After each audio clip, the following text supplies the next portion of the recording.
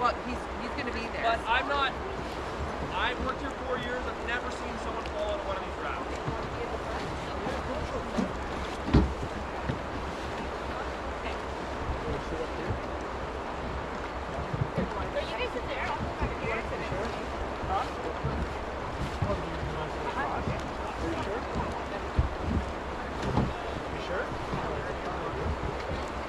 It's just us, so Yeah. I think any Yeah, I recommend, especially when we're just 6 now, I recommend everybody be as close to the front. So we knew once he was 10, he was allowed to do the power. Yours is 7? Are you going to be at that?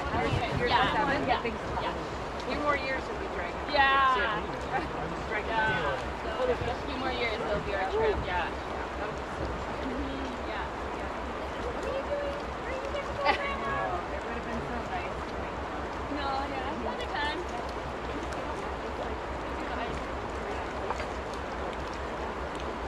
That's exactly. We didn't know that they had all that now.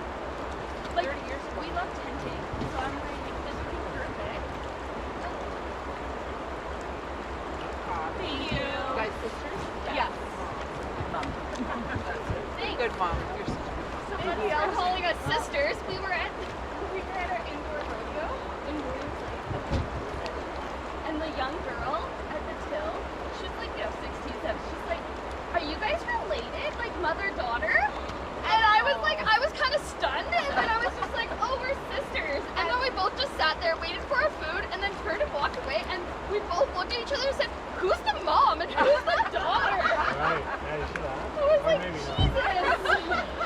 I'm like, I'm old enough to have a child, but not one that looks like you. Oh, man. I'm doing bucket list stuff. That's Cool, well, welcome to our raft. This raft has a name. His name is Ken.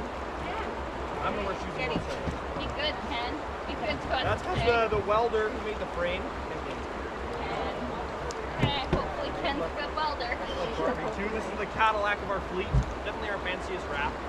We'll see the one that comes in the afternoon. Is it different? Not bad. No. No, we're not going to switch. We'll be here all day. This is you. So either we're going to have 5 people that'll join us on this raft. And we'll put them on the Perfect. Okay. It depends. So yeah, So far we like that. I know. So, So perfect. so far. So we'll see. We don't push anyone into it. Sometimes it's fun with more people because the boat's heavier, so you kind of plow through more waves. But other times, I'm kidding. Okay, Yeah, but that's okay. We all get it. No caring. luckily I decide where people go.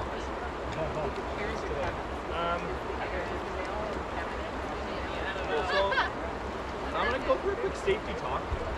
So this often, as well, is the scariest part of the day. A bunch of scenarios, stuff that happens, like if we fell out of the boat, if we flip, stuff like that. These are big ifs, right? Not big wins. It's very rare that anything like that does happen. Just good stuff to keep in mind. Better to know than to know, right? Cool. So this is our raft. I hang out at the back. Hopefully I'll be your guide all day, unless anything crazy happens. So that's our running engine right down the middle. On the left, you can see we have an entirely backup engine, just in case. On the right, we have some high-tech filming equipment. All right, a gas tank, repair kit, first aid kit. We have a Starlink on this raft. The whole thing's gone a bit high-tech in the last couple weeks. So it goes. And you guys are sitting right where you will be, all right? So like I said, the more that we're at the front, the better. You guys can scooch all the way up, all right? The heavier we are at the front, the more waves we're gonna get. And then the number one thing that I'm gonna yell at you guys today is, hold on, all right? Yeah, so not those. Not the blue? Not the blue. Okay. Just because those sometimes like, There I these, go. if this thing tears off, Kevin. we're having bigger problems. All right, so yeah, we'll get you a hold on with both hands and actually in between our knees. It's a small detail, but we found, I've heard tales of people holding on to the outside of their knees. and we hit a big wave, and they actually, they do awesome backflips out of the raft, which I would love to see, but you guys may not love to do. All right, cool, yeah, so holding on both hands in between our legs, in between our knees, just like that. Always or just when you yell? Just when I yell. And if it looks like this, you don't have to hold on, all right? Often I'm really good at telling you when to hold on. I'm bad at telling you to relax. So are we going to do this top one or Whatever's more comfortable for you, honestly. The key is to push up with your legs and pull with your arms, kind of like you're gluing yourself to your seat. You feel a little bit of pressure. If you're not pushing up with your legs, sometimes you can go. Cool. Our boat has a rigid frame. A lot of our other ones have flexible frames, so it's nice on this one. We don't really have any pinching points to worry about where the frame bends. We've got two totally independent tubes, and these tubes each have 4 chambers, right? And each of those chambers holds enough air to float 4,000 pounds. Right? So it's like almost 30,000 pounds of float. So it's pretty good. We could lose all but one chamber and we'd still be floating. So we're all good. I'll launch right into some scenarios now. Normally the thing on folks' mind is what happens if I fall out? Well, if you do fall out, congratulations. Welcome to the Thompson River Swim Club. I'm a proud member. If you do fall out, normally it happens in slow motion. It's a little bit of an out-of-body experience. We'll fall out, we'll hit the water, pop your head up, take a nice big deep breath. The really key thing here, guys, is to try to remain calm. Right, your life jacket's going to keep you floating. All right, we're trying to get you back in the boat as soon as possible. Just try and take some deep breaths and stay calm. Pop your head up, look around. All right, look for the big white inflatable thing. All right, either going to be me in this raft or one of those 2 boats. Either is fine. All right, but you want to get back to one of the inflatable things. So roll onto your stomach, all right, and swim back to the boat. All right, do your best front crawl impression. It's not that good. Windmill your arms, facing someone. All right, that does great. All right, once you're getting close to the boat, all right, you can reach out and grab onto this blue and white outside line. You can see that runs along all the length, and that boat has a white outside line running along as well. That is your best friend, okay, if you end up in the water today. Always try to stay attached. Like I said, we've got some chances to go for swims today on purpose, and we'll be holding on to that as we end up in the water. Cool, once you're back, we'll get you back in the raft. The other sweet thing about this boat is we actually have ladders. We've got the running engine in the middle, and then on the left and right we have these 2 aluminum ladders that I hook on basically to the outside of the frame, let in the water, and you guys can climb right up like that. And the ladders are, in my opinion, like 8 inches too short, so you kind of have to put your knee up on the first rung. It's kind of awkward, but you'll sort it, I trust. Sweet, and then you climb back in. If we're in a pinch and we don't want to use the ladders, we can just pull you back in. And then we do that, like I said, is with our shoulder straps. It's kind of a 2-person job for one of these rafts. So the 2 people in the boat stand up, all right, lean way over the edge, grab onto one shoulder strap, and then the person grabs onto the other. The person in the water just does the very muscle up compression. All right, doesn't have to be good. And then when it leans back, basically you guys all fall into the raft in a big pile. Good way to get to know each other. All right. Yeah, just like that. Cool. If you do fall out, you pop your head up and take some deep breaths.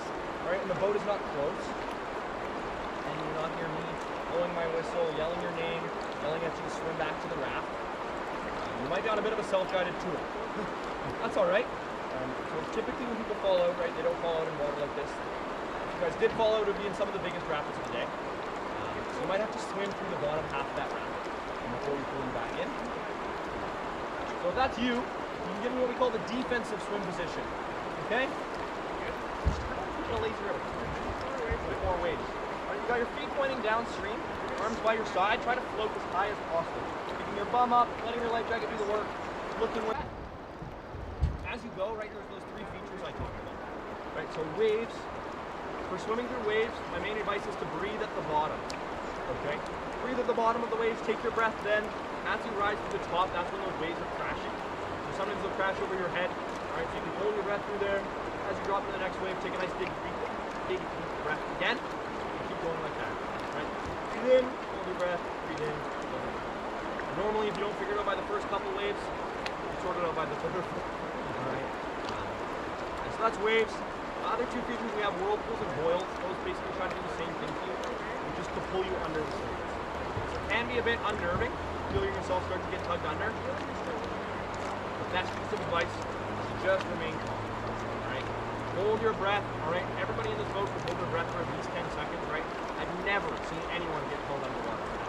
The most I've ever seen is like 3 or 4. All right. So hold your breath. Try to remain calm. Curl up into a nice, neat little ball. All right, and think happy thoughts. All right. Go to your happy place, wherever that might be. I know it's not probably underneath the river, but all right. You can look around while you're down there. It's a pretty weird experience getting downtime if you do get it. Really green underneath the river. But again, super uncommon. Normally, when people think they've got downtime, anybody in the raft uses their forehead floating above the surface, their arms by their side. Donuts in a roll for a couple seconds. Cool. So that's swimming for rapids. At that point, we'll try to pick you up. The way that we pick you up in these rafts is a bit of an emotional roller coaster. You're floating along, so you just slam your way out of the raft and you're really impressed with your whitewater swimming. We're actually going to abandon you.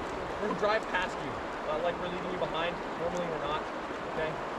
And then in the last second, we're going to turn around, all right? And like we're going to drive you over, run you over, right? You're floating along, we're running right at you. And then at the last moment, we're going to turn the boat to the side, okay? Presenting that blue and white outside line. You'll drift right into it, reach up, grab on tight, all right? And then we'll pull you back in or you can climb back in. Sounds good? Those other rafts, they have something called a throw bag. Basically a string, all right, with a bag on the end of it. I will not be using one of these on this raft. You don't really have to worry about that. Just as you can imagine, ropes, running water, propellers, not always the best thing. Cool. We also might be picking, it's like I said, it's really uncommon for people in this boat to fall out. It's about 1 in 20 paddlers, right, is our running average. Fall out of the raft. So often that's the most exciting part of our day, all right, watching the paddle raft trying to make it through the rapids. And if they do have carnage, all right, people end up in the water. We work kind of as a safety net, especially in the gorge, darting around. All right, the last 2 things I'm going to mention, okay, are join ups. So we don't have another power raft out with us right now, but we will in the afternoon. And that's basically they're just going to be our safety boat, likely. We will take those 5 people, and we'll have an empty power raft, just running safety mostly for the paddlers. The most common problem we have is engine problems. Okay, they're pretty reliable, but it's not quite as reliable as, say, Connor's arms. All right, just rowing downstream. So we do have engine problems. All right, we'll try to fix it as we go. But first thing I'll do is blow my whistle and call the other raft to do a join up.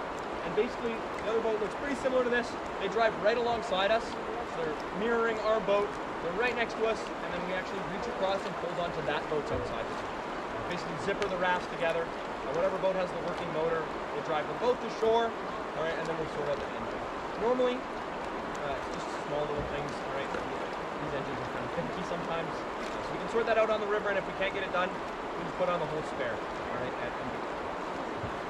Lots of point ups. I'll go through that again once we have the other boat there. And then the last thing is what happens if one of these boats flips today. So if we flip today, it's going to be crazy. It's going to be really, really exciting. We haven't flipped one of these rafts mostly since 1982, I believe. Who knows? I know, the streak's going. So we'll try and keep that going, but if we do flip, okay, you can basically end up in one of 2 spots, right? Either on the outside of the raft, okay, in the pool party with all your friends, or what we call the party room, right? Which is, has silver walls and a silver roof, and that means you're under the roof. So if you are under the raft, it's actually not a bad place to be. On our motor safety days, which we do once every year, we flip one of the J-rigs. We flipped this one last year. There's a big air pocket that's under here. All right, all you have to do is hold on to the same thing you guys hold on to. The rapids up right side up. It'll be above your head, you'll hold on like this, and all the hazards are at the back of the raft. Okay, ladders, a running engine, all right, that'll run for about a minute before it drowns itself out. All right, my guide line will be dangling. All right. Could be like an entrapment hazard, right? The gas line, battery line, stuff like that. You stay put, wait for that engine to drown itself out. Often before that happens, I would be up on top of the upside down raft, all right, yelling at you. Stay calm, and make your way towards the front. Once that engine's done, it'll get you to be a bit brave, okay? And you actually have to come up here, pop your head under, and push out on the other side. This one's actually easier than those rafts. There's like a bunch of room right here. You might not need to push this over. Once you're on the other side, you'll meet with everybody else. You should have hopefully treated it just like a regular swim I mentioned, right? By swimming back to the boat as hard as they can, grabbing on tight. I'd be pulling people up on top of the raft, and then other J-rig. God forbid they're both upside down. The other J-rig comes right alongside us. We do a join up, right side up, upside down, motor to shore, and figure out next steps. Again, does anyone have any questions? No? Feeling good? Still want to go rafting? All right, let's get out of here. I'm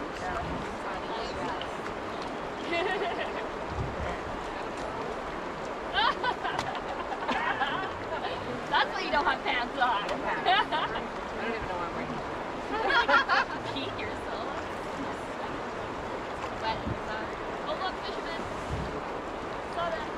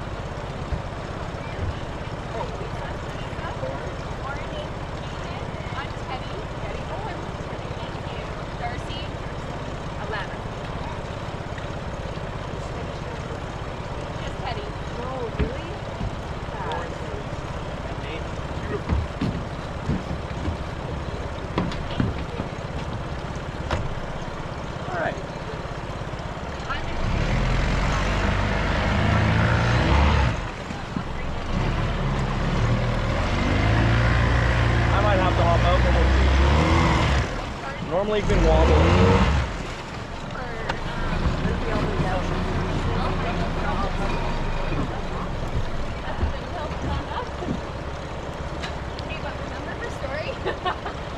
Getting on, right? You guys don't need me. You're ready. Safety talk. Here we go.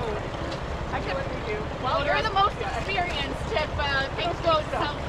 Yeah, that's right. That's okay. I'm on. Hey, that's why someone watching, you know.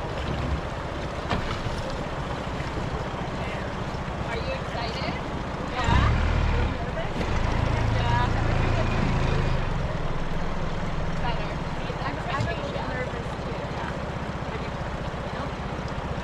Nobody's done it before here, right? I've done it, not this river. I've done the one that's out of Clearwater. Oh, nice. Yeah, the Clearwater. Okay.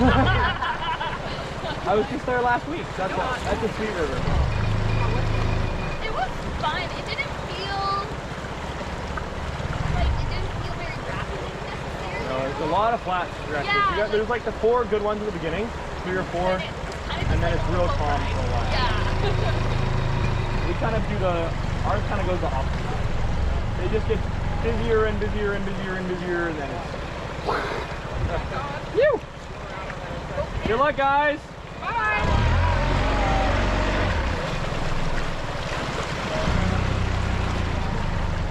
Yeah, Clearwater's cool though, so that feeds this river eventually. Yeah, it goes all the way down, turns into North Thompson, which turns into Kamloops Lake, and then we take all the nice water off Kamloops Lake, drops all the sediment, and then we skim like the top layer out of heated by the sun.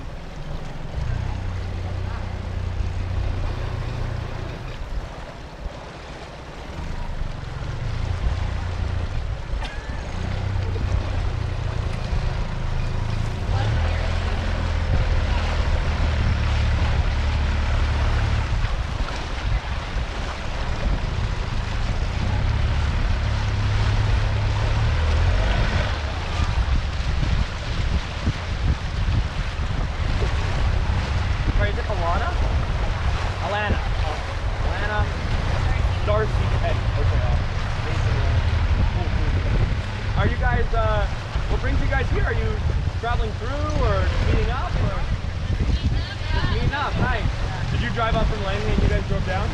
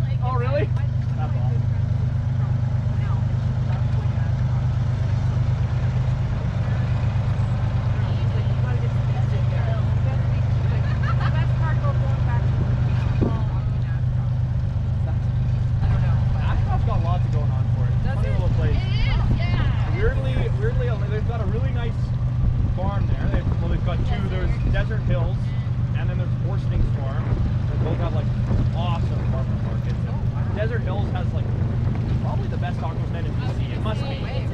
It's unreal. It's so weird and so busy. I've been there on like at Tuesday at 3 p.m.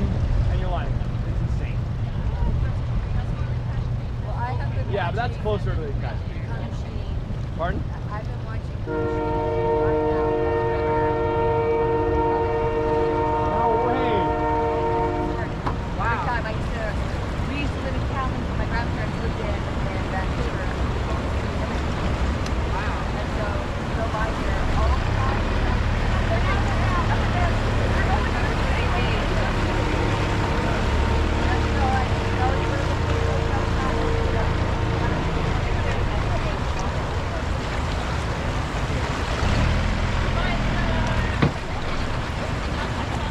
It is, hey? At noon, well, it's open this morning at 8 or 5 or 8 or something local, but at noon, general public goes through. So I was like, sweet. Our 8-hour detour drive, I'll be back to its normal time. And it doesn't go that way. Because Google Maps tries to send you from Barrett to Cat Creek and then through whatever the Jockey is, through Pitquah and in the back there. That's where, yeah, I was like, no, you're wrong. You're wrong. I'm not going that way. And they were like, no, it's fine. I'm like, They said this is closed, eh? yeah, they said this is closed. But then we called, and she was so nice. She's like, well, just tell them that where you're going and don't. Yeah. It's been a real. That's like It worked. it depends on the worker there. Some people have gotten like, some you have to really argue with to try and get through, which is crazy because there's no highway closures here. That's only because they think that people coming from here are trying to get all the way down to like Hope, basically, Yeah. right? Scotland. Yeah, I know she was good with that.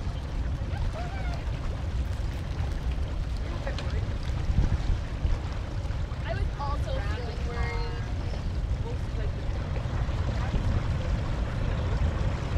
And you go past and everything's shut down because everyone's on evacuation Yeah. orders and it's all blocked up. You're like, okay. Yeah, it's an osprey nest up there. They build these huge nests.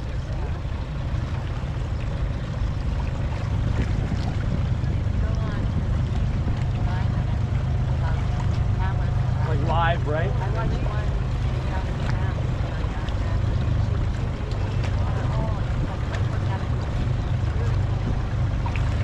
Those ones have been living there. There's a pair that lives in that nest. And they've been there as long as I've worked here. That nest is pretty awesome.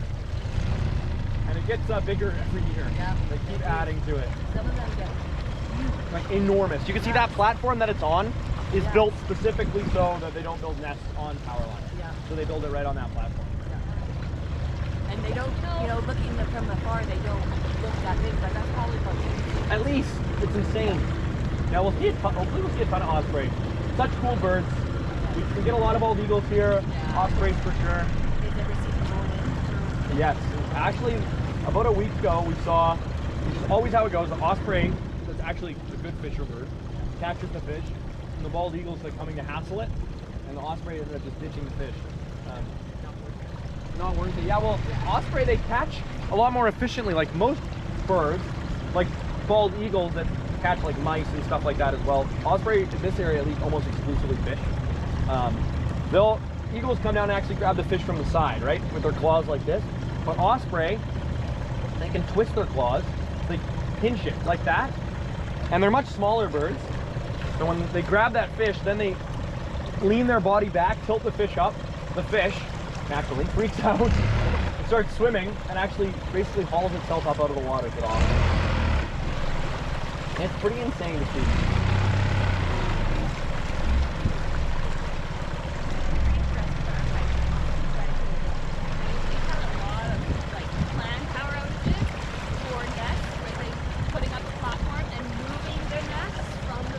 Onto the platform next to it, which is pretty impressive to me. I'm like, that's pretty good that we're at that point of life instead of just shoving them off. Yeah. There's one around the corner, a reminder pointed out, where they literally the nest was on an active tower pole, and they where they were doing construction in the area. They had to move the pole anyway. They disconnected all. They hiked the pole like 100 meters upstream and planted it in the ground with the osprey nest still on it.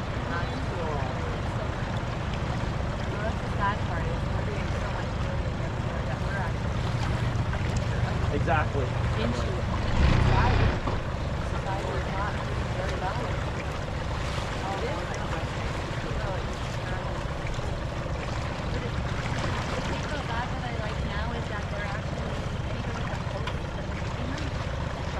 Oh really, hey? Yeah, like the one guy a couple years ago, he had 2 kids at their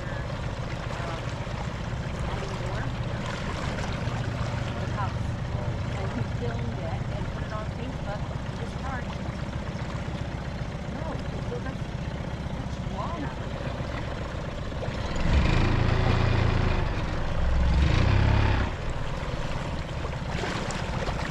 Where are the rafts? Where do they come from? What part of the world? These ones are, so we get most of our stuff now from NRS, Northwest River Suppliers. So these tubes we custom ordered, these ones. But most of our other, like our J rigs, which is what this boat is, the boats that are similar to this, the original design was used as a land bridge, like over swamps in the Korean War.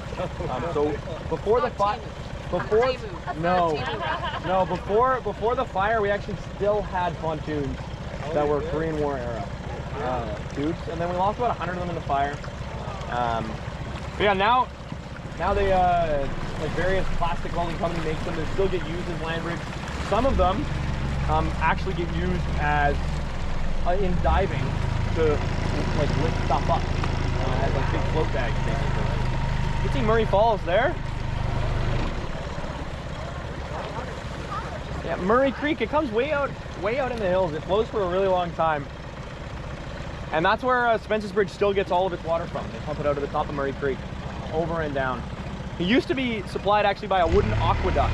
If you're looking at the falls, and if you're squinting, it's like 2 finger width, but in reality, it's like maybe 30 feet to the right of the falls. You can see a big square hole in the rock. That's where the wooden aqueduct used to start. Big gated wooden aqueduct. And that was up until like 2008. They had an aqueduct supplying the town. So awesome. It's pretty cool that it'll freeze in the winter. And we used to have a guy, Willis, who was an ice climber my first year. And he took me here hoping that I was going to go ice climbing with him. The whole thing was so sketchy. I watched him climb it, but it's pretty cool. You can hike up there as well. There's a road. You can kind of see it here. You drive up, you park like way up at the top of that hill, and you can hike right down to basically right where the water's coming out of there. He's on ropes, like with ice screws and stuff, when he did it. I don't know.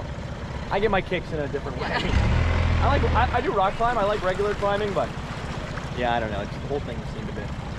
He was way too excited, he was laughing too much. I was like, we're gonna Yeah, the hike is really cool, and you can actually see you can see a green bridge kind of through the gap in the mountain there. We'll see it in just a second. It's real tiny, but they still have the old. It's like a giant metal wheel that they used to open the aqueduct. You can see it there. They've got it all chained up there now, but I really, oh man, I want to go cut it and open it so bad. Every time I'm up there. And Murray Falls, really nice. Yeah, this is called Arthur's Seat, this mountain.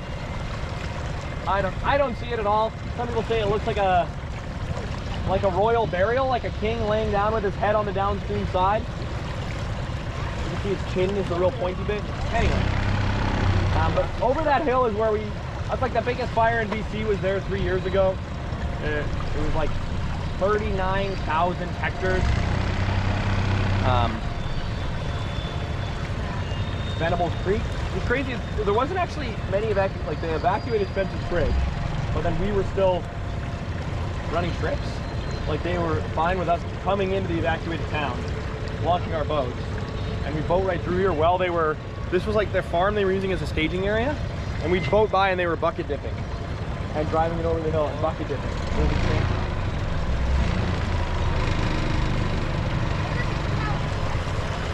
Yeah, you can see very convenient for the farmers. They just let their animals come right down to the river.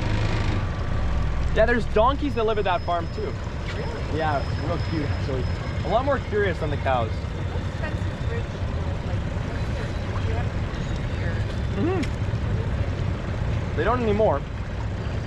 But originally it was a place for steam engines to refill water. I'm choking to death now.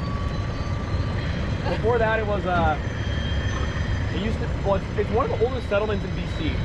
You might not know, Lytton is the oldest continuously settled place in North America. Longer than anything else. So Spences Bridge is similarly old. There's the oldest business in British Columbia is there. It's this inn. It's been running since before Canada was a country. It's like 170 years old. It's like part of the Gold Rush Trail, obviously Spences Bridge. And it used to be really, really big fishing town. For the steelhead run, they used to catch a lot of like most of the record steelhead salmon in BC were caught like right upstream of that bridge, almost where our foot is. There's a coffee house in town called the Packing House Restaurant, which is really good. And they have a book, and there's pictures of fishermen holding 60-pound salmon. It's absurd. Massive, massive, massive fish. I guess the steelhead run's kind of dried up. Surprise, surprise. Yeah, that's what it was really well known for. Getting smaller every year. It's funny looking at this area is so old and used to be so like the busiest place in BC. If you look at like any map, like starting from like 80 years ago, there's like the 4 places on the map, and they're like New York, Lytton. There's like Lytton's over here. It's insane. With like a little star next to it. Vancouver's like a little blip. Don't even care about it. It's really funny. There's so much history in Lytton. Well, It's coming up a lot more. Like I moved here the year after the fire, and it was big empty lots for sure.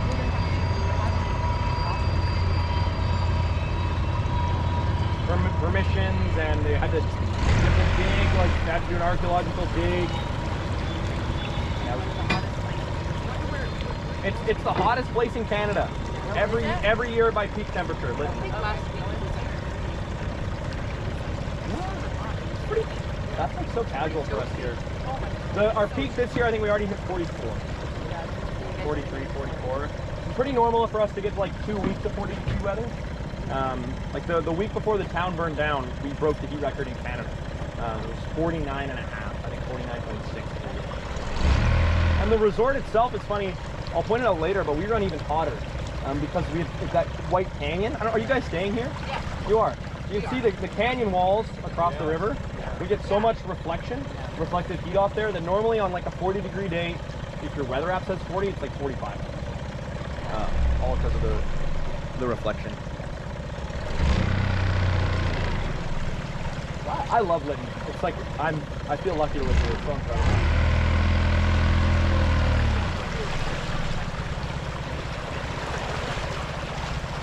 And it's I had actually so I'm driving and kind of looking everything. Oh. There's no cars here. They just repaved that. It's kind of a nice drive now. Yeah. It used to be in 2021 when we had all that flooding. That whole highway got washed out, and yeah, they were repaving it, kind of reluctantly it seemed. They were planning on not, because so little people lived along that corridor. Anyway, they were repaving it slowly, so they'd be like a kilometer or 500 meters of paved section on a straightaway, and then you turn a corner, and then it was like gravel. You wanted going like 80, and then you need to be going like 25. But now it's all nice and paved. And you might have seen any sheep on your drive, big ones. Yeah, there's always a ton on that drive, I feel like. So that's the Nicola River that you follow, that whole way. We actually raft that in the spring. Oh, Kumsheen does. Yeah, it's pretty cool. Right now there's like barely any water going through, obviously, but that's fun. Oh yeah, it's different for sure. I mean, we only paddle it and we take small boats, but it's really cool.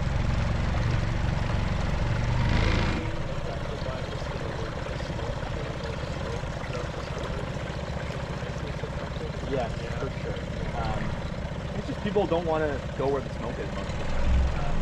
And especially, I think the highway closure this year has been really fun. Like, I mean, it adds an hour and 20 minutes to the drive from Lower Mainland. And the drive is, I think it's nice. But the Coquihalla is just not as nice. Highway 1 is a beautiful drive. You drive up through Yale and Boston Bar, and you're in Boston Bar. You're like still kind of in the woods, like kind of still feels like the Pacific Northwest, and then you drive into Lytton, and it's like the desert all of a sudden. Driving that area every day, it was just full of life. Comparing to like we used to buy our fruit all the way there, and then all the way back. Yeah, hey.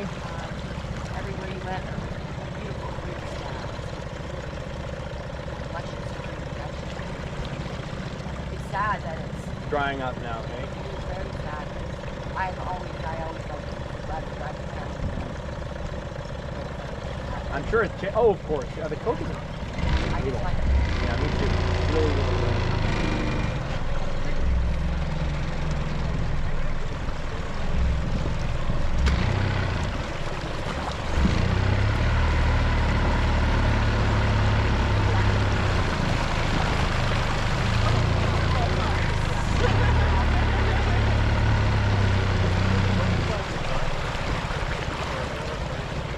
Yes, the VW.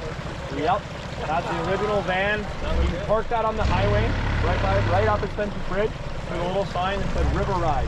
And it started at $8, and then he went down to $5. No one was booking it. It was like basically the first rafting company in DC. He ordered his raft from Germany out of the catalog. Avon.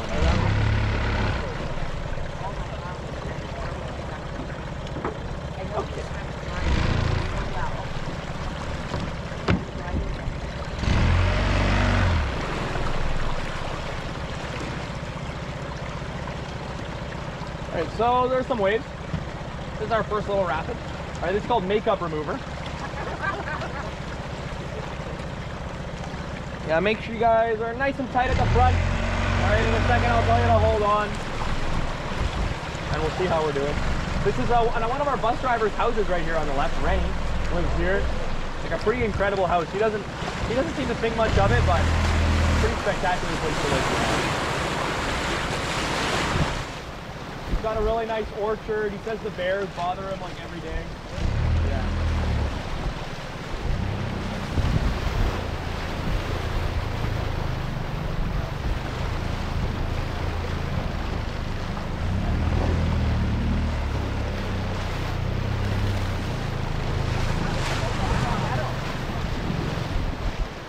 Tin house. All right, let's hold on. 2 hands. Keep between your legs.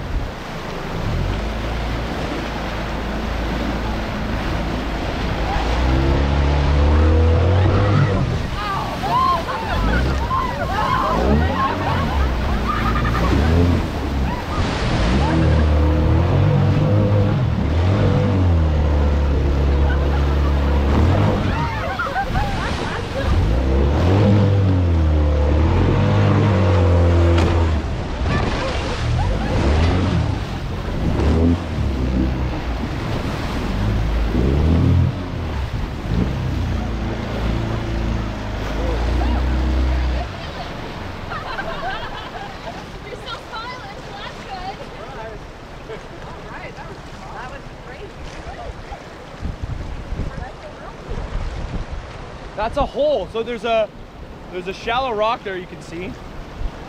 The water pulls over it and then it recirculates back.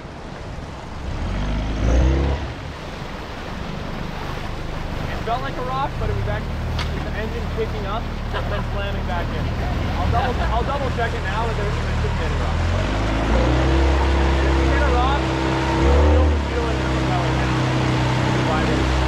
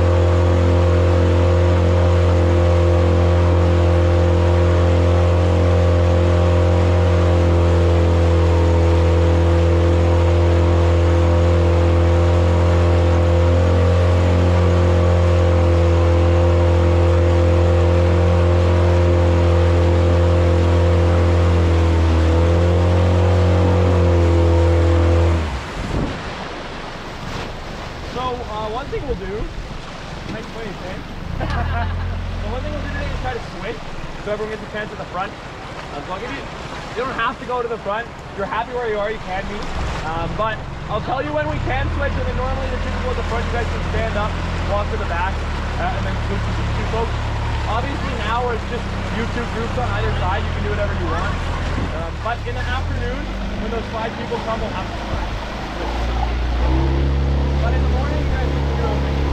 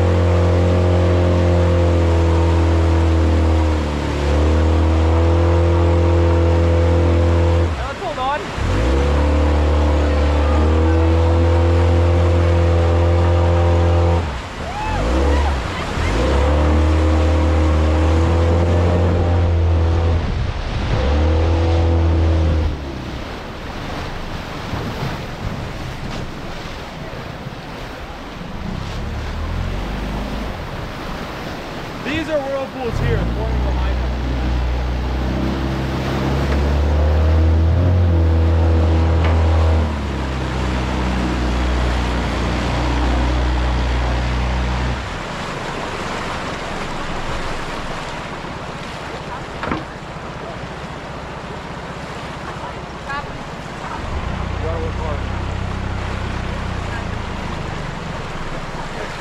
No, yeah. I mean, I don't know what it was on the other rivers we've done, but here we've got oars. The guy has like a pair of oars, in fact, they don't draw the paddle.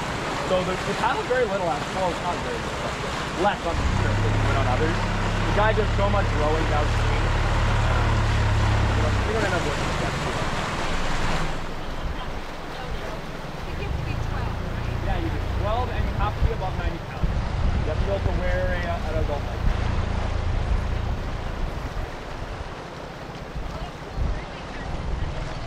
Oh, just for your birthday? That's awesome. No way. That's awesome.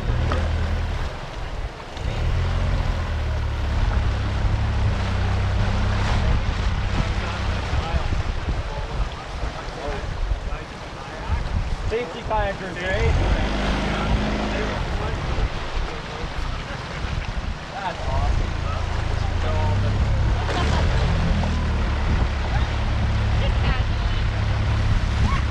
Videos of the White Nile are insane.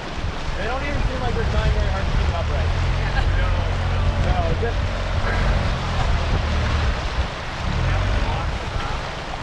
Portage, right? Yeah.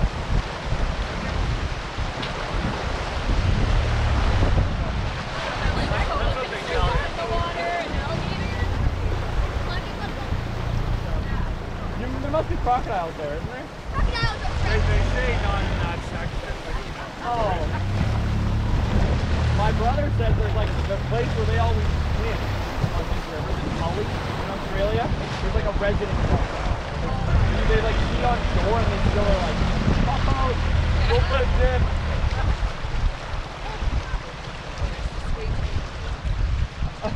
Insects, birds, Australia? yeah, Yeah, it's a bit. snakes. The whole world trying to kill you. Totally. Advent. New Zealand, it's just birds. I know. No big predators in New Zealand. That don't exist. Yeah, we've got some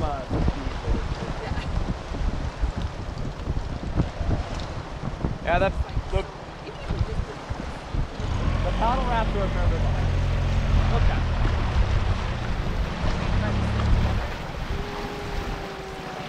At the big parts we will, like through the gorge when we get them, but most of the other time.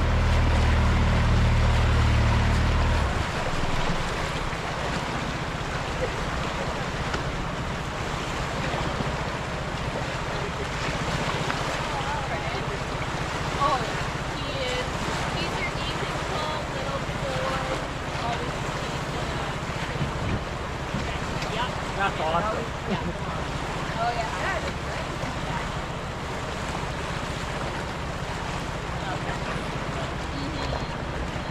So did you just turn 10 then, Nathan? Yeah. Oh, perfect. Yesterday. Yeah, just yesterday. I was wondering if you turned 11 or just turned 10. That's sweet. Double digits. Yeah. You better get used to that. Welcome. That makes sense. Oh, yeah. Well, yeah, this is a pretty sweet birthday.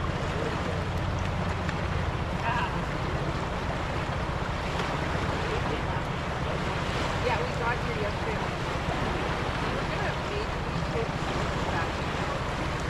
Okay. I got HEPA filter. Yeah. Running those last night. Even if it's that made me feel better. So Nice. yeah. That's part of it. Psychological. Yeah, the smoke's not always the best. Yeah. But it hasn't been, I mean, I've been rowing in it every day pretty much, like working hard, and it hasn't given me too many problems. Oh, Huh? I was saying, I thought I heard that. What is that? It's just, That's oh, my- it's your phone. Oh my Sorry, yeah, that's my ringtone. I know, I was thinking, well, We need to save it. Where's this cat? So that's the one they relocated that I was talking about.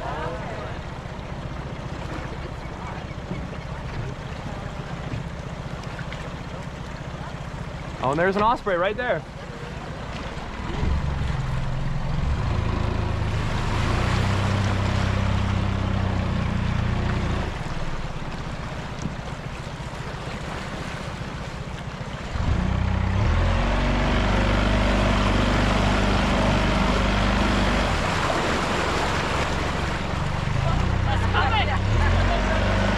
See how small they are for the nest they build. It's insane.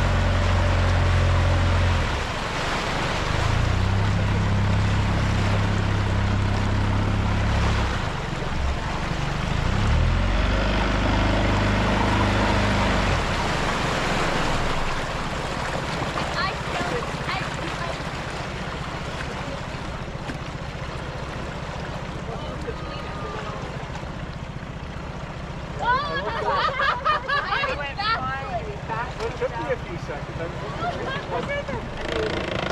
And he was like about to cry, and then he cried. He was like, yeah. And he was like, yeah. Aw, More good. super shy. It was so light. It was so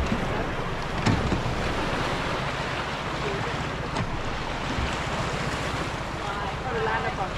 Are we broken? No, we're not broken. I'm very confident. Yeah.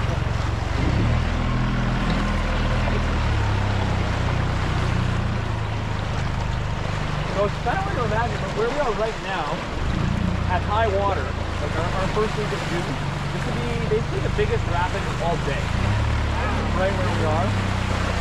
That time of year though, there's way less rapids.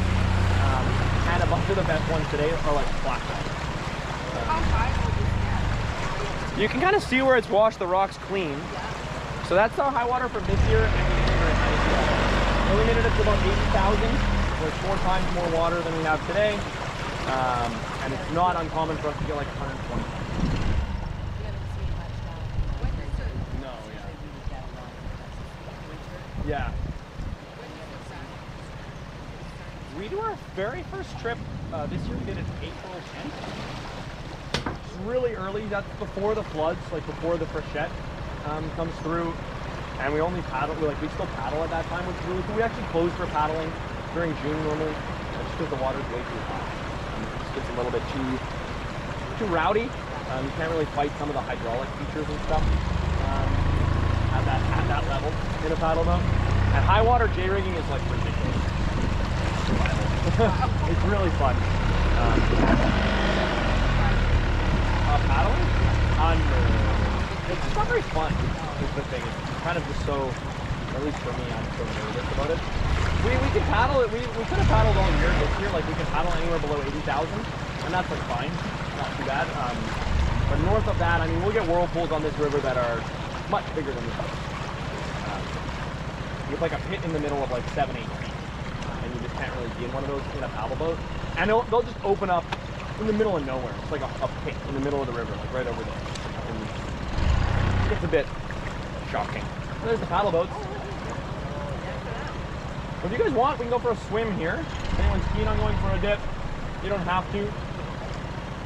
Nathan, if you want, you could try and drive the boat.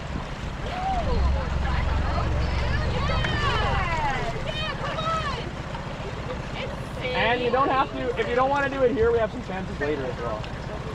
Oh, here we go. Okay. Okay, so with your left hand, grab this. So spin around and face this way. Face towards the front. There you go. So grab this in your right hand, your other hand. There you go. Okay, and this hand you're going to grab this. Okay, so before you do anything. Okay. To turn this way, I'll say pull it behind you. Okay, and you can push it as far as you can go. It'll click. And then you push it as far as you can this way. You might have to use your whole body to push it around. Okay? And then when you twist this, that's the throttle, right? So we'll just try and, let's start. Should we try and do a 360? So push it all the way towards the, okay, throttle down. Okay, push it towards the gas can, don't spin it. Push this whole thing. Nice. Keep going. Just hold it over there.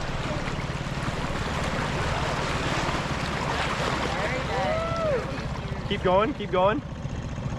Okay, now try and twist your hand a little bit. Give it a little bit of gas. A bit of throttle. There we go. Keep going. Nice. Okay, now bring the engine towards me. There we go. Another bit more throttle. Twist it. Oh yeah, a bit more. Nice. Okay, now straighten it out. Push it so it's right in the middle. Oh, perfect. There you go. Great job. You're a pro. Normally I have to do way more of the driving. When I tell people they can drive, I'm like, yeah, nice, okay. Okay, what do you think? Should we try and bump into one of the paddle boats, Nathan? Are you sure? No, you take this. No, you got it. No, you bump her. You don't want to drive anymore? No. What about one more donut? One more donut. Come on, okay, push it all the way that way. One more spin. All the way that way. Okay, now go full throttle. And hold it there.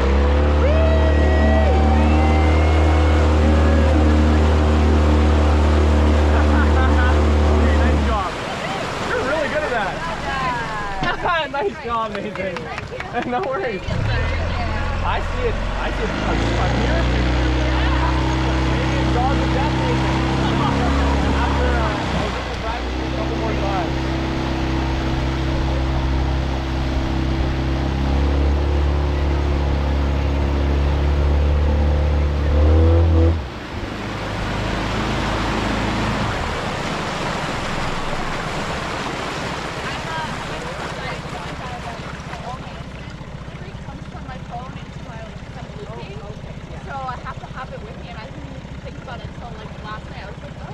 I can keep it. Does it have to be on? I can have it in my dry bag if you'd like. And then it's okay. Oh, you've got a finger? Okay, perfect. Good then. But I had no idea. Yeah, we're next to my and then yeah, it is one. Yeah, I mean, if it is what it is. It only lasts 3 days, so if it comes off early, it comes off early. But I find it sauna that makes it really cool. So water is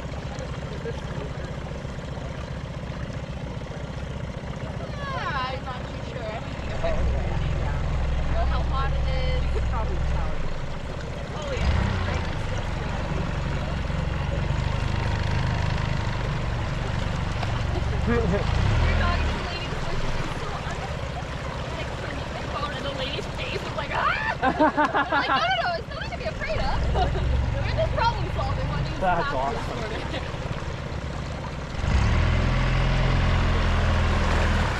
You want to? Let's keep your life jacket on. How easy is it going to be to get back here? Exactly. We've got a ladder. Okay. So it'll be ladder amount of easy. Try not to get too far away from the boat, but yeah, you can definitely go for a jump. I could just like hang on. For sure. Or front flips, sweet current. How deep is it? Underneath us now, probably 20, 25 feet. With the ladder, Feet and a half. Yeah. If you touch the ground, I'll go rafting for free. Yeah, I'm going to too. Oh my god. Don't run her over. Okay, yeah, let's...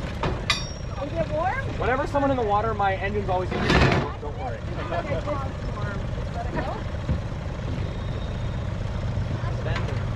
Oh my god.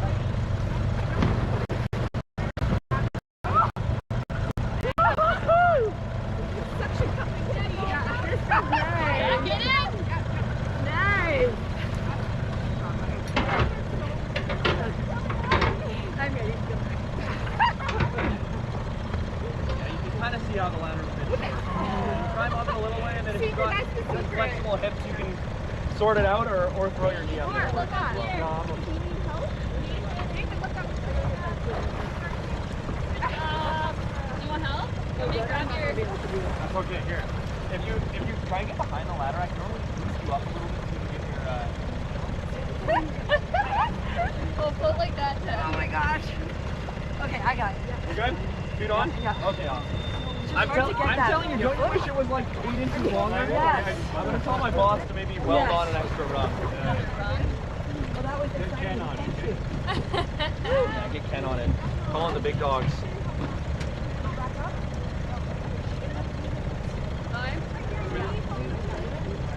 Alright.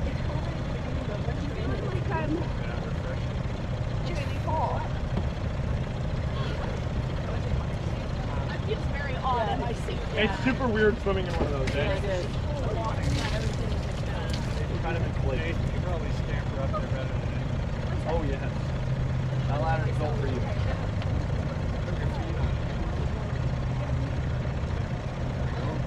Flexibility. Made of rubber, eh? Was it good?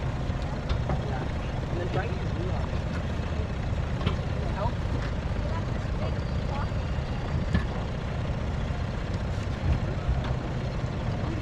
That's so good. Yeah? Okay. Do you need an extra hand? I was going to say, do you want another arm? Yeah. Want help? Up to a foot. There you go. Nice. Woo! Good job. There's nothing comfortable about it. Girls. Girls there. I take care of them. Oh my god, that was so nice. That was. Thank you. No worries. It's lovely swimming. They're osprey. I did it! Oh, I love it! I love it. We're excited. It's so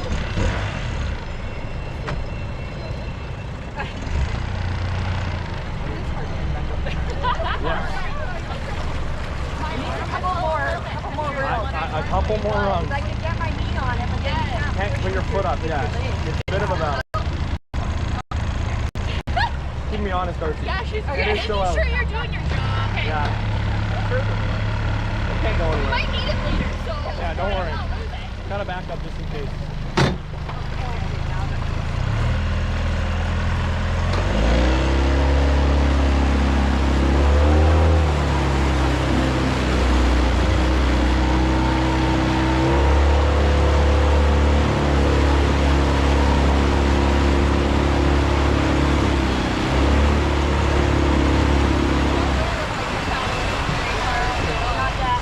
Not yet.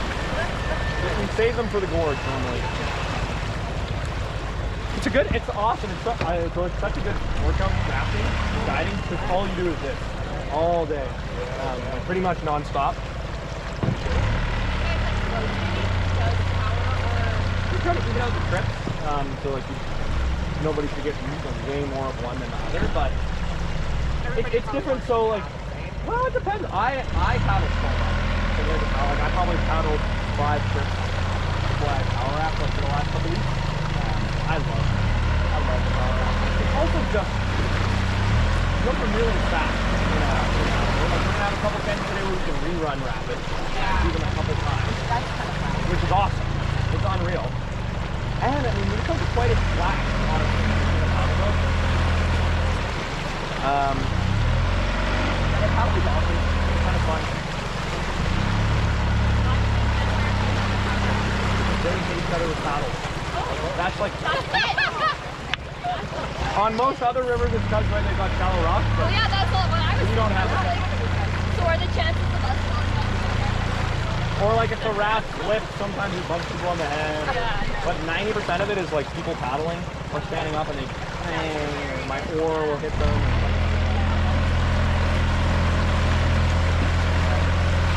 They're a threat to each other.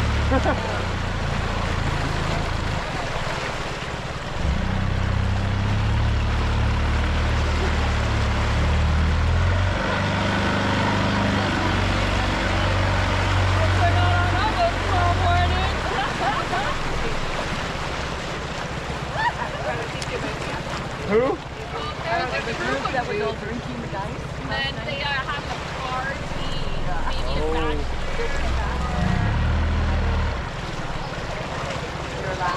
Are they power or paddle rafting? I We don't wonder. know. Oh yeah. Well, if We it's were power just rafting, saying we'll put them with We Allie. just don't want to have them on our No way. burritos.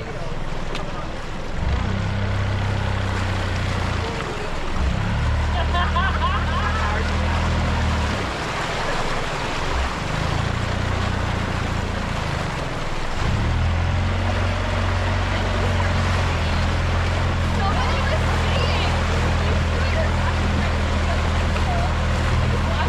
trying to study all these terms, and all we can hear is the guy.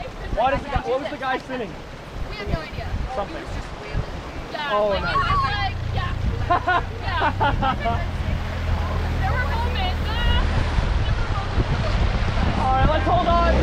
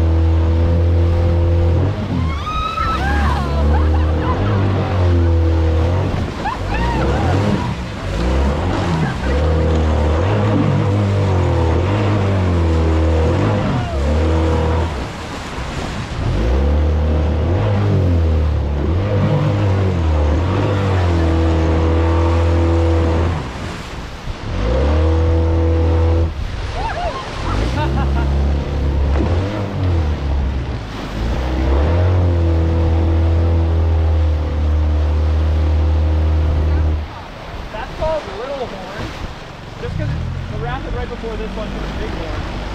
But this water level, like Little Horn only became flashy like in the last 4 weeks, 5 days. Like 5 days ago we would have run it, nobody would have even gone into the rapid. Now it's better and better now than it was here. Bighorn, a lot smaller now, but it's a pretty cool rapid. Actually used to be really common for our photographers to hear before. Big pictures of going to this rapid. We're here all afternoon. Often we have really big school groups. Sometimes those big groups that only go down to Shaw Springs, like that's where they end the trip. Our photographer would take pictures of the Bighorn through the biggest waves. You gotta see that rocky outcropping on the far left shore. We'd be standing on the top of that big rock, taking pictures. And one trip, my first year, so before I was doing a raft guide, I guess the trip came around the corner. The photographer, they were getting closer and closer, and they couldn't see her. When they got to about, I guess, where Gordon's boat is at, they could see just a bighorn sheep standing on the top of that rock. Here, around the corner, and they see the edge, which is like this big packet of flow water, right behind the wave, is the photographer. She had to jump off the rock because the bighorn sheep had charged her. And I had her camera sticking up above the water, and her head barely afloat trying to get the shore. All right, let's hold on.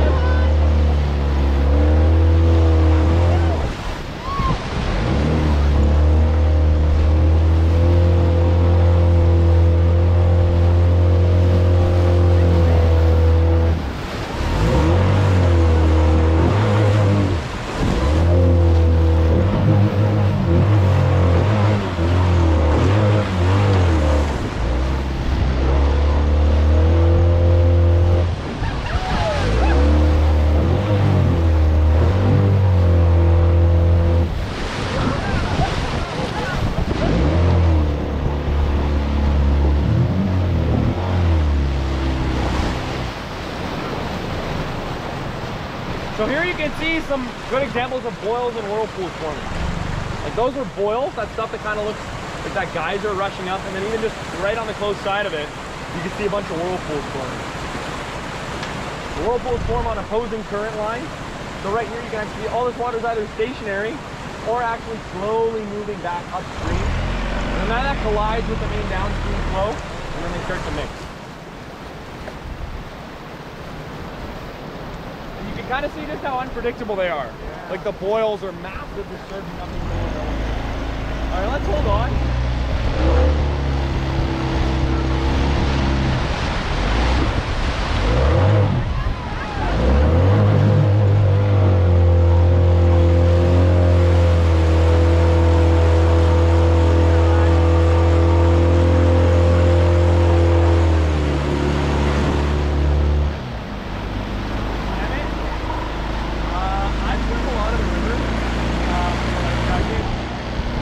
With some other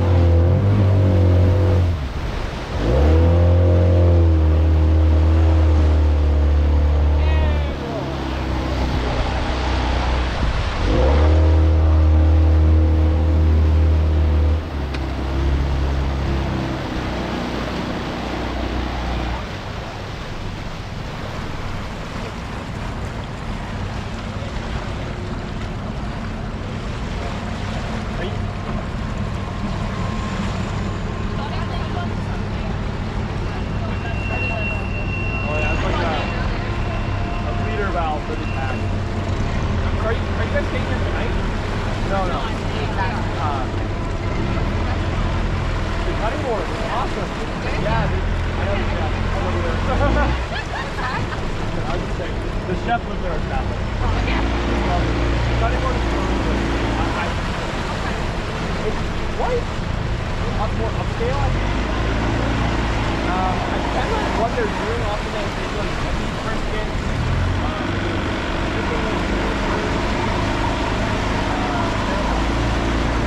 I'm a horrible cook. I felt like it's really sweet and carrots. I'm not really sure. It's quite good though. It's not like, yeah. Often I'll get like the scraps. They'll text them and they'll be like, oh, there's something on the leftover.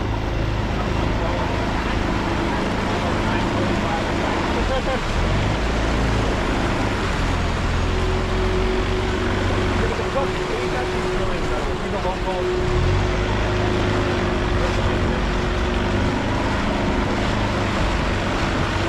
Last rabbit before lunch. It's called tunnels of food. Bigger every day now.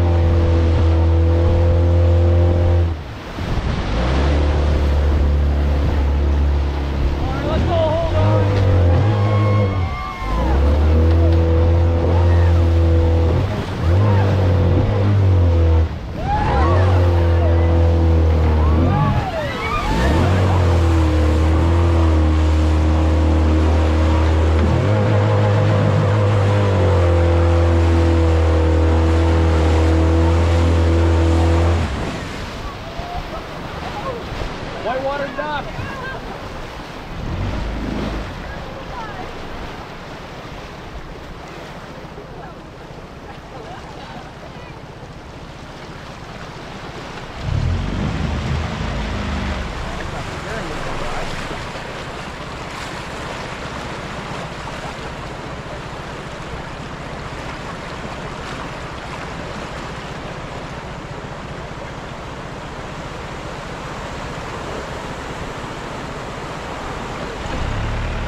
Yeah, so those are the tunnels. They actually got their name because, well, bighorn sheep often would come down to get a drink of the water. And this rabbit tunnel was more named by the conductors, because often they get caught in the tunnels here. And obviously, most of the smart bighorn, they try and get out of the way, some of them would. And then the males actually compete for their territory by butting heads, right? Like cracking skulls into each other. So I guess some of the slow-moving trains, the males were using threats. Charging you eventually the conductors enough someone having problems and they got up the they're all afraid. So the bighorn can get out of there. That's how this got built 35 years ago. It's boarded up on one side now. If you look at Bernie's book, you can actually see pictures of Kumsheen drones going underneath you with bighorn.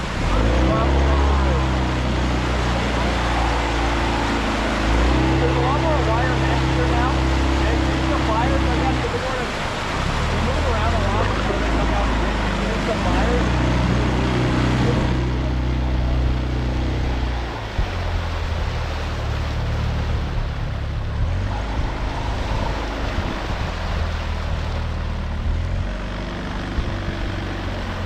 The old old guy actually proposed to his girlfriend right in this. Basically right over there. Tiny, big range. He's hiding in the early 80s. I've met him since then. No, he married a girl we met at Thompson. She's a housekeeper. And, yeah. They live in Spences.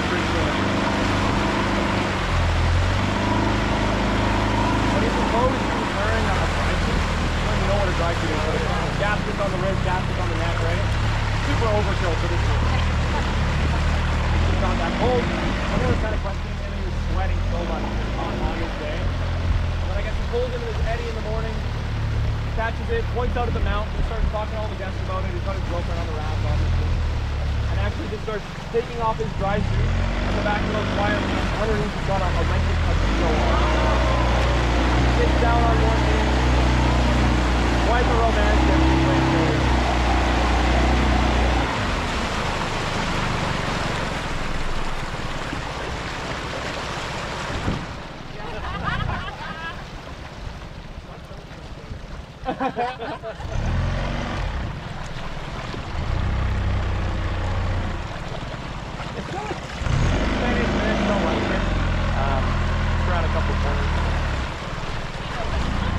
Oh yes, make your own burrito buffet.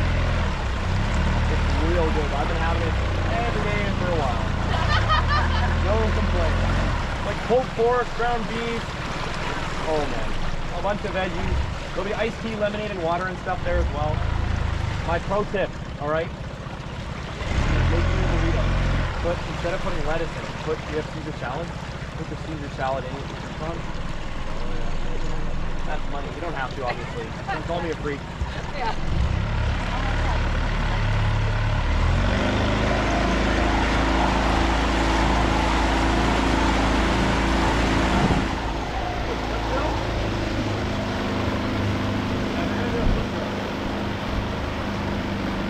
That's always fun to watch.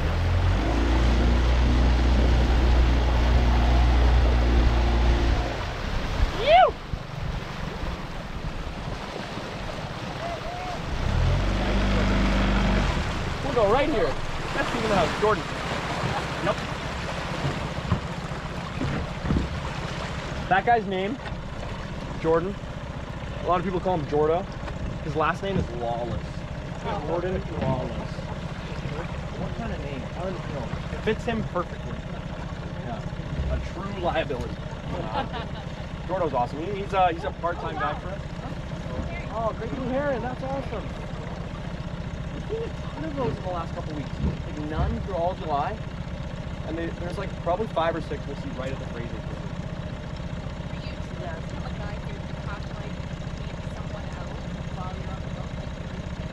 So basically we only hire out of our guide school. So it's 2 weeks.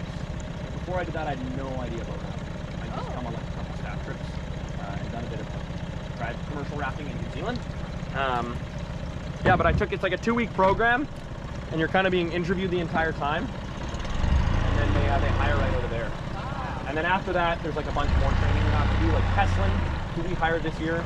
I actually taught the guide school with Connor this year. Teslin, who we hired, only just got fully signed off to be a paddle guide like a month ago. And she got hired in April. So after you get hired, you have to do 4 what we call familiarization trips. Yeah, so that's you do all the guiding, but there's another raft guide, a full-time, normally like someone more senior, who sits here and just examines you, make sure you're running it. Basically, it needs to be a safe standard. I think the standards here are a lot higher than a lot. I'm going to drive this way and I'll turn it over.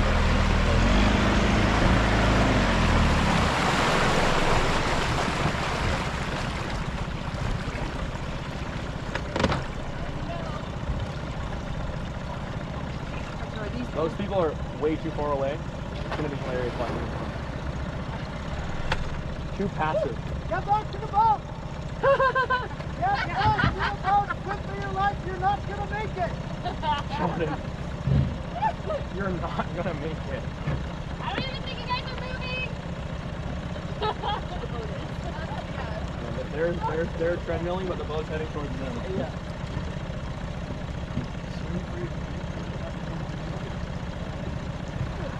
Yeah, so it's kind of a 2-person job. You'll pull someone up on top with you as a guy normally to help. Jordan will now get everybody towards the front of the raft before keeling it back over.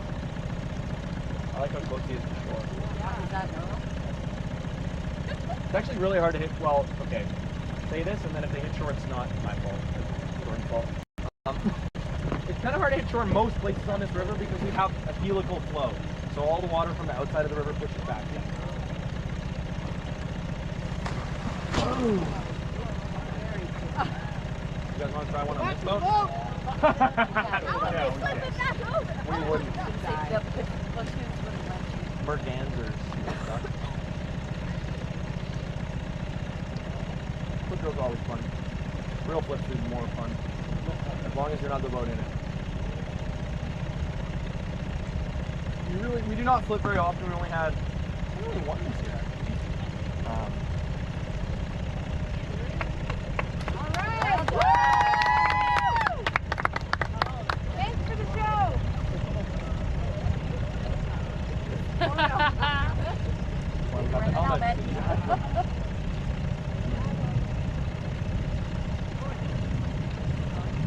Yep.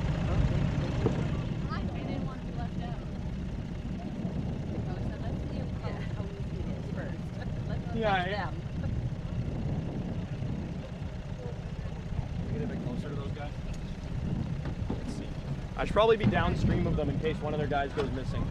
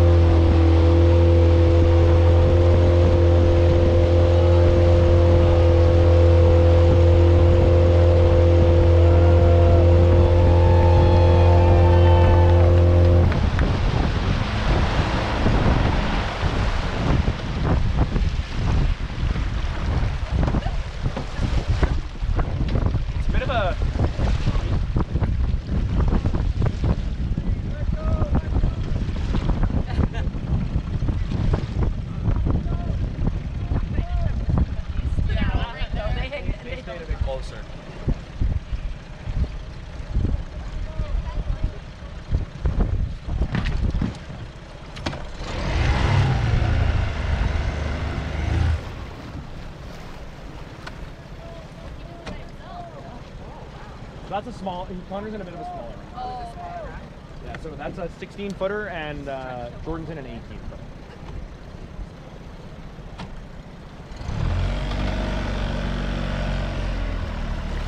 That's Gold Pan Brinchal Park.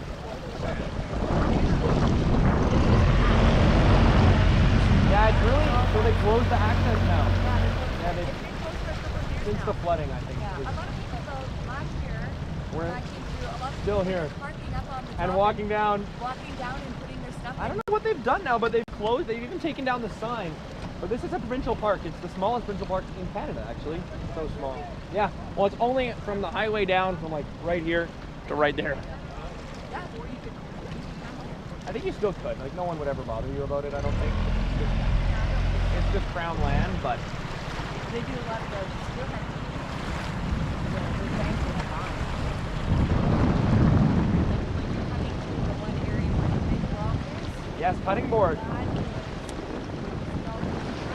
They're all fishing there. All Yeah. fishing down below. So the rapid I put on the bus called cutting board. A lot of the locals call that meat market. Somebody fish there. So our salmon run last year was pretty legendary. It's like the best. Apparently, it's like the best they've had in 15 years. It was really incredible. Like lots of times where cutting board specifically or in bigger rapids, like where the fish have limited areas, they can actually get upstream. You couldn't even see through the water. So many fish. There, in cutting board, many days for like 4 or 5 days in a row, there was enough fish that I like set up properly and then actually turn off my engine. Like I wouldn't have it spinning because it was like so good. And you could feel rowing. You could actually feel like the resistance of pushing through fish. It was insane. It was really incredible. Like I had 4 or 5 fish jump into the boat.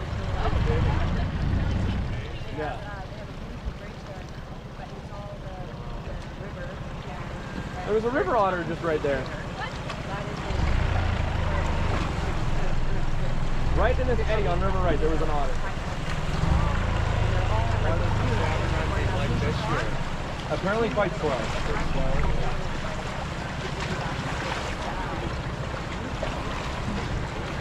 Yeah, right here it says.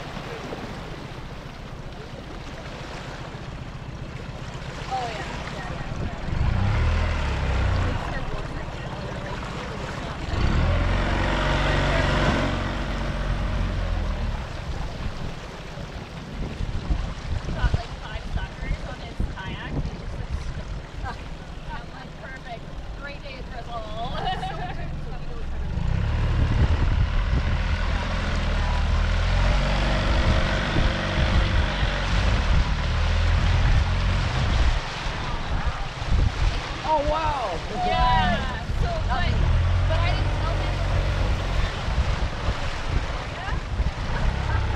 He was so excited for it. We went to the Gold Rush this year, and he was like stoked on like, I'm like, wait, I'm gonna disappoint him now. And I told him we're going to this and that. He was like, so can I bring my rod? No, but we're in the ocean, Mom. I was like, no, we're not near one. Because he thinks we're going to the ocean. I was like, no, we're not bringing your rod. You guys are laughing. So I'm gonna park. You guys can hop off the front of the raft. Just walk straight up. Lunch is gonna be in those canopies with Holiday, our lunch lady. Yeah, you can bring all your gear up with you. You can obviously change. We're gonna be here for like an hour.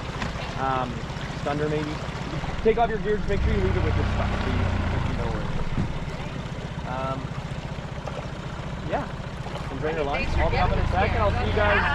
I'll see you guys in the afternoon. Caesar salad. Potentially with some new friends. No, I'll be here. New, more. Yeah. The drunk guy. They're Hopefully. drunk by now. Come We on won't now. be there.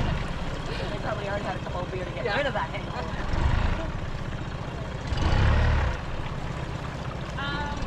Awesome. Yeah, you guys can hop right off. Make sure your legs are working. We've been sitting for a while. Thank you guys. I'll see you for lunch. Thanks, Trey. Thank you.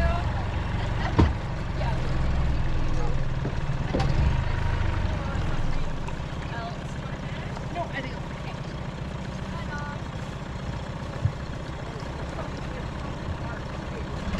Yeah.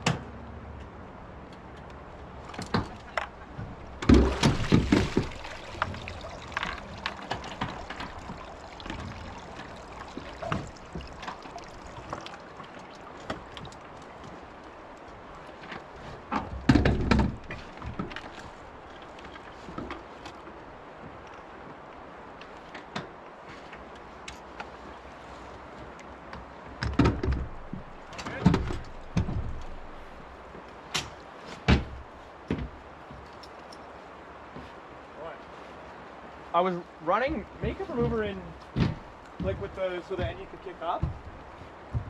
And it kicked up and went down. No rocks in the waves of makeup remover on the left. And straight up in rocks. Pardon? And there's rocks? No, there's no rocks. There's no rocks there, right? No. I know that. Anyway, it kicked up and went down, and now I can't pull it up. Oh. And some of the cast aluminum is broken. Yeah. Me when I make a boat out of plastic. Fuck metal, dude. Fuck metal. Let's make it out of. Dude, this should be ceramic. So will it go my down? God. Sorry, wrong line. Yeah. I just said that just a second ago. But it's fine.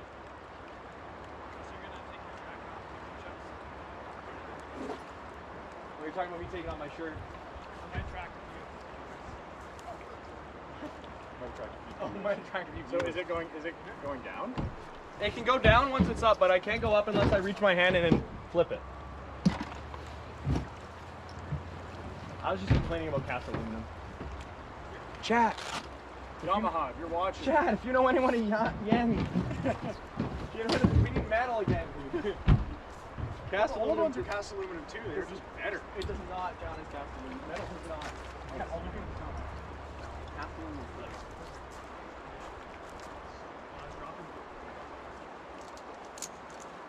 There's a tiny one next to it.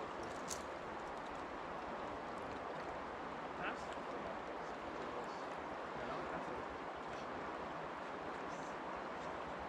I like doing them before lunch too.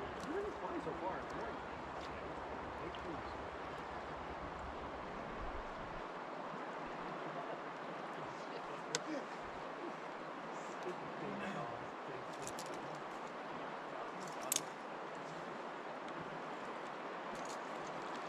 It was pretty big.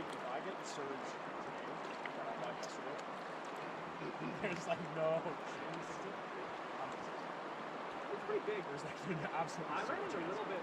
I hit it. It was there. In front of me, it was like. I saw it. It's scary. It's scary going through it. It looks like it's so big. See how this goes. I don't know. I was thinking the lens. Obviously the same. Oh, sorry. I'm going on. I feel like I might need to move the box.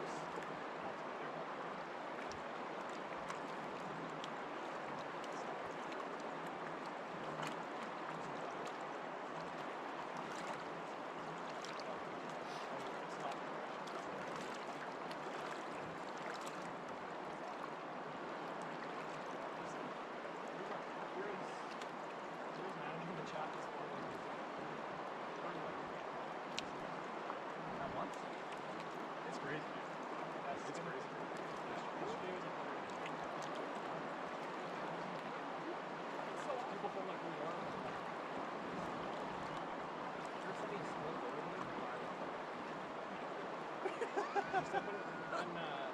Once you turn it on, I was getting. Sorry, I was getting. My life jacket. Okay, cool. did you see that? Yeah, I was standing up here like picking on my shirt. Like some of this for the shower.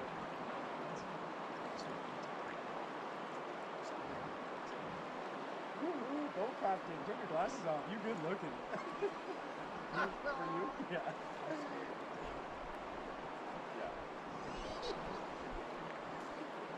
Okay, yeah, I'll stop putting. I won't put the lid up there. I do that just because I. It may not make any difference. Oh my God, there's so many comments. What's happening?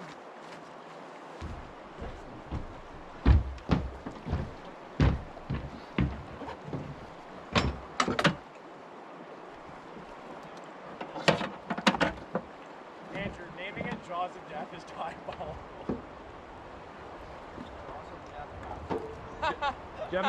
Gemini recommended. Trying to get some clicks.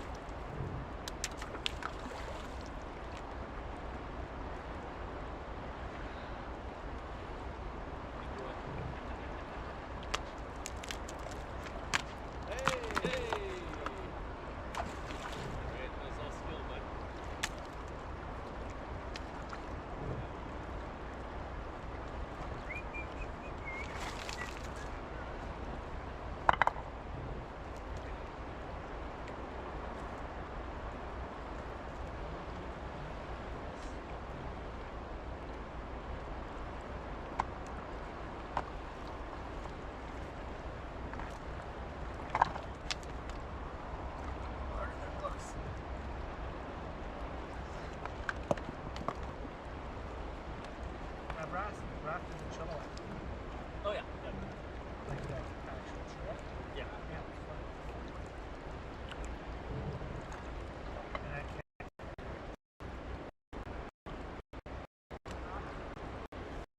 Right through that. Making us so literally, when we finished, all the guys kept on saying, blow up the little ladies and then jumped in with them. I'm like,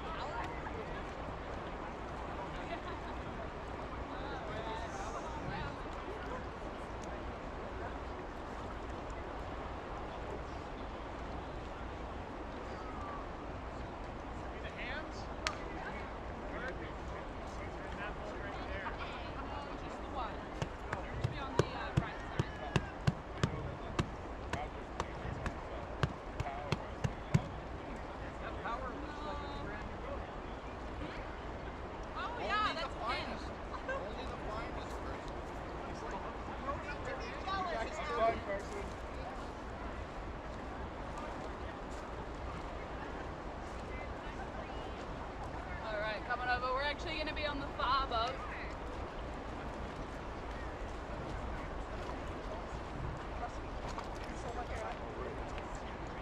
Alright, now these things can be highly unruly to get onto, folks. This is where we get the most of our minor injuries happening. Got it. So just be nice and slow and careful as you go on. I find the easiest way to get on, like this, and then swing your legs over. Okay. Yep.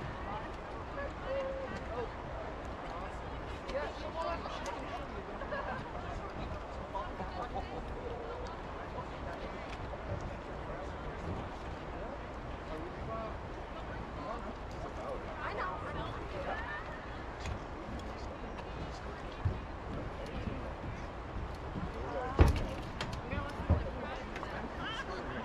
know. That's why I like you actually. But Sean is like,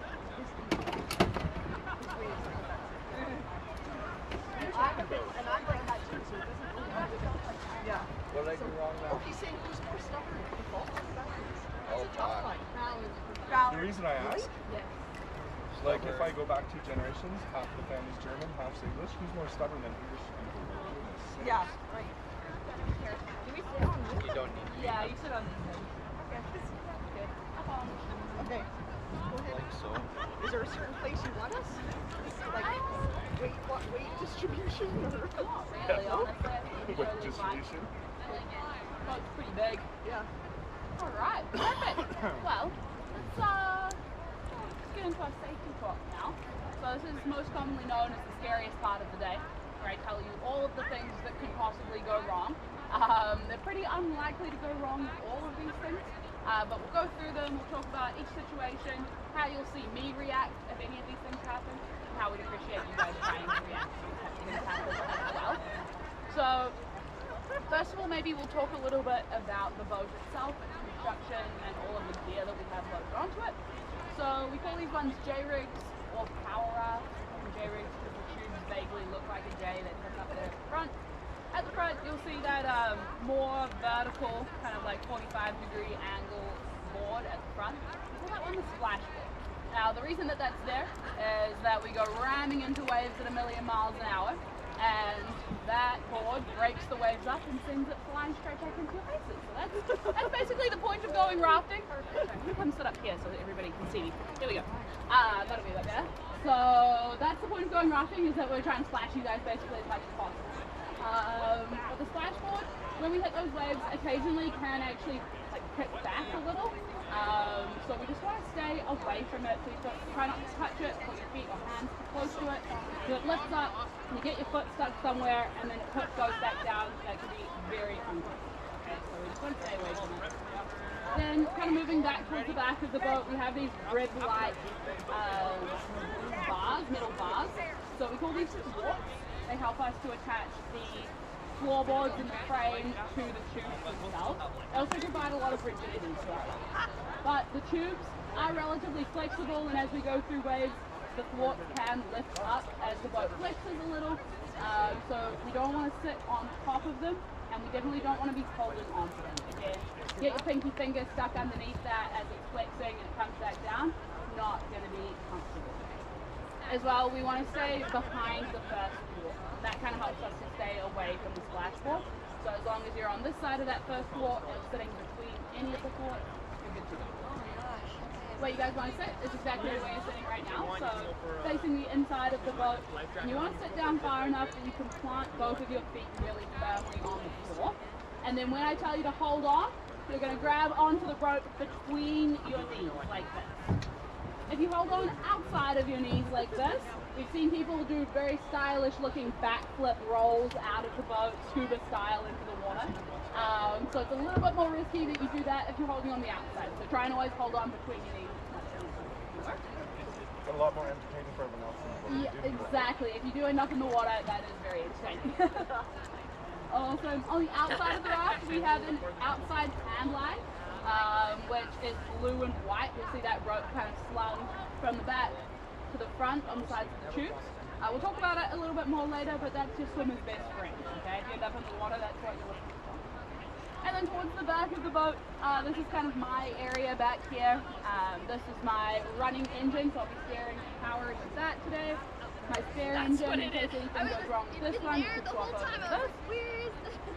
Twice as much gas as what we need to get to the end of the day. So we should be okay on that front. The box that I'm sitting on is our repair kit. So if anything goes wrong with my frame, oars, engine, sorry not oars, tubes, engine, then this would should have this would be the equipment we need to fix it hopefully, or at least patch it until we get back to the yard at the end of the day. Behind it, back here, is a first aid kit in a smaller version of this blue painted box, ammo can. Okay, it has a red cross on it. If for any reason I'm not on the boat and you find yourself in need of first aid equipment, that's where you find it there. You just need to undo the strap that's holding it onto the frame so that you can open it. Okay? And that's everything to do with here. The only thing I want you guys to note about the running engine, you guys see that red little coiled wire there, kind of attached there at the front of the running engine? That happens to be the kill switch. Now, if for any reason you take a huge hit today, massive wave, maybe it's the Gorge or something. Okay, you turn around, you're like, Allie, that was awesome, high five. Oh, Allie's not there. Okay, if you find that I'm not standing here behind you on the boat at any point today, the closest person wants to run back, pull the kill switch, it gives me a fighting chance of being able to swim back to the boat so that we're not motoring actively away. You don't want us to just throw it into reverse and run you over? Oh! If I end up in the water, that might be the best thing for me.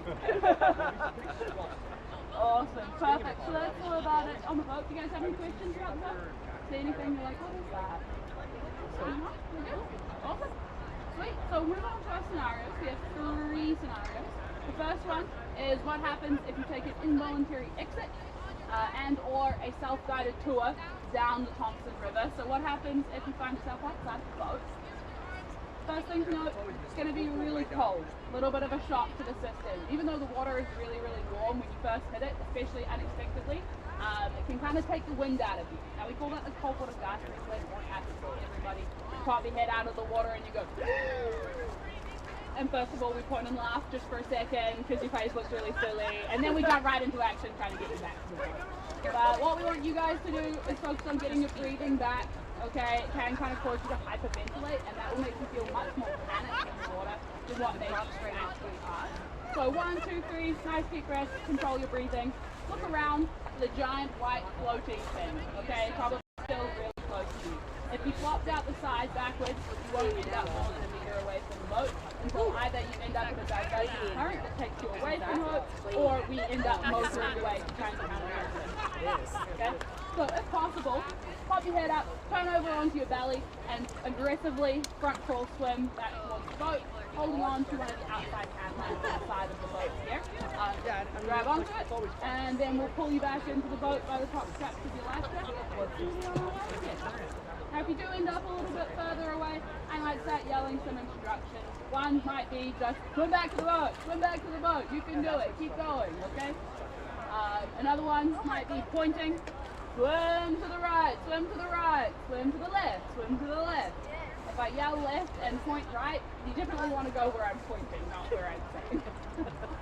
Okay, so Rafting's very positive people. We always point in the direction that is most positive. We're like, it's the best over there. It's the deepest. It's the fastest. Whatever we want you to go, we're going to point in that direction. We won't be like, oh my God, look at that. Death over there. Death over there.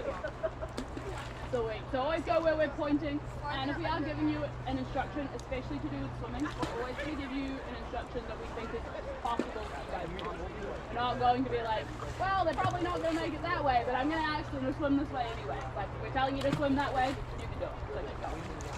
Wait. And then we're going to try a few different things to get you back inside the boat. So in order to pick you up out of the water with one of these things, we usually have to get down. So if you fall out, you end up a little bit further away, and then you see us, I'll put my motor into forwards and jet it straight past you. Not abandoning you, behind. But we do just have to get downstream. So we're going to get downstream, turn around, face back upstream, you float down towards us, we motor up towards you, and we get really close to you when we're kind of motoring up to you. You're going to be like, oh my God. And then just as you think that and your eyes go really wide, then we turn around onto the side.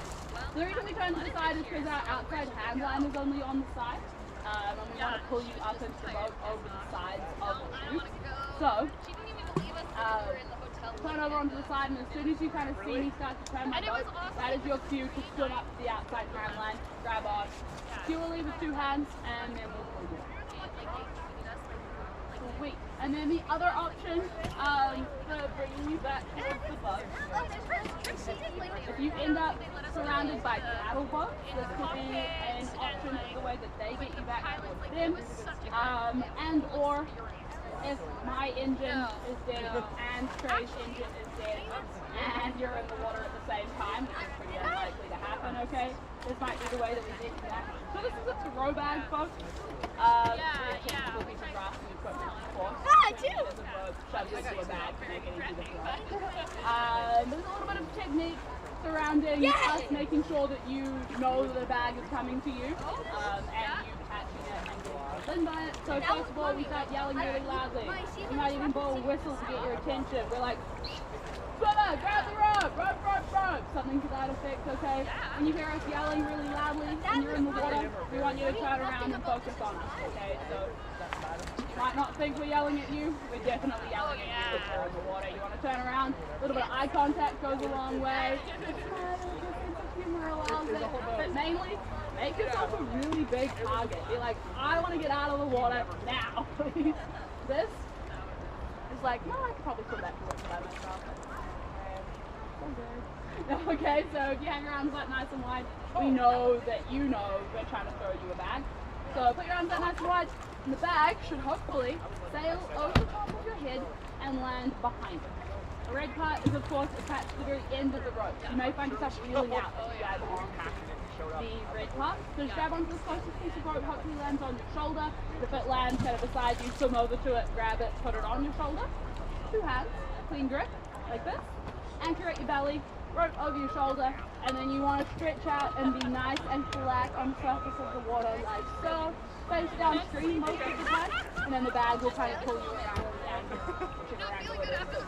wind by, but you want to go back, okay?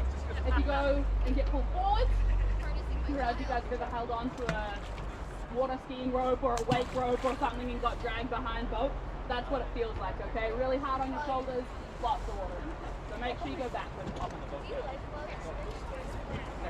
So those are all kind of ways that we get you back towards the boat. Now, if you find yourself swimming through a rapid, because that's where most people fall out, they're going to fall out in the big waves, you want to focus on your breathing, of course.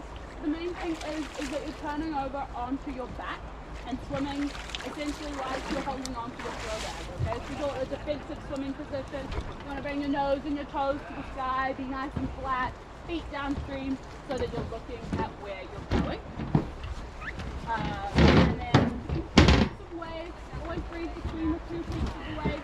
Top's very splashy, so leave, kind of hold your breath at the top of the wave, and breathe bottom of the 2. When you get down to the bottom of the rapid, that's where we're going to push you off at the bottom. Of course, if it's really, really heavy, try and get you up in the middle of the waves. You're going up and down, we're going up and down. Far too much chance that we kind of end up on top of you. Okay. Smile and wave. Did something happen to them? No, I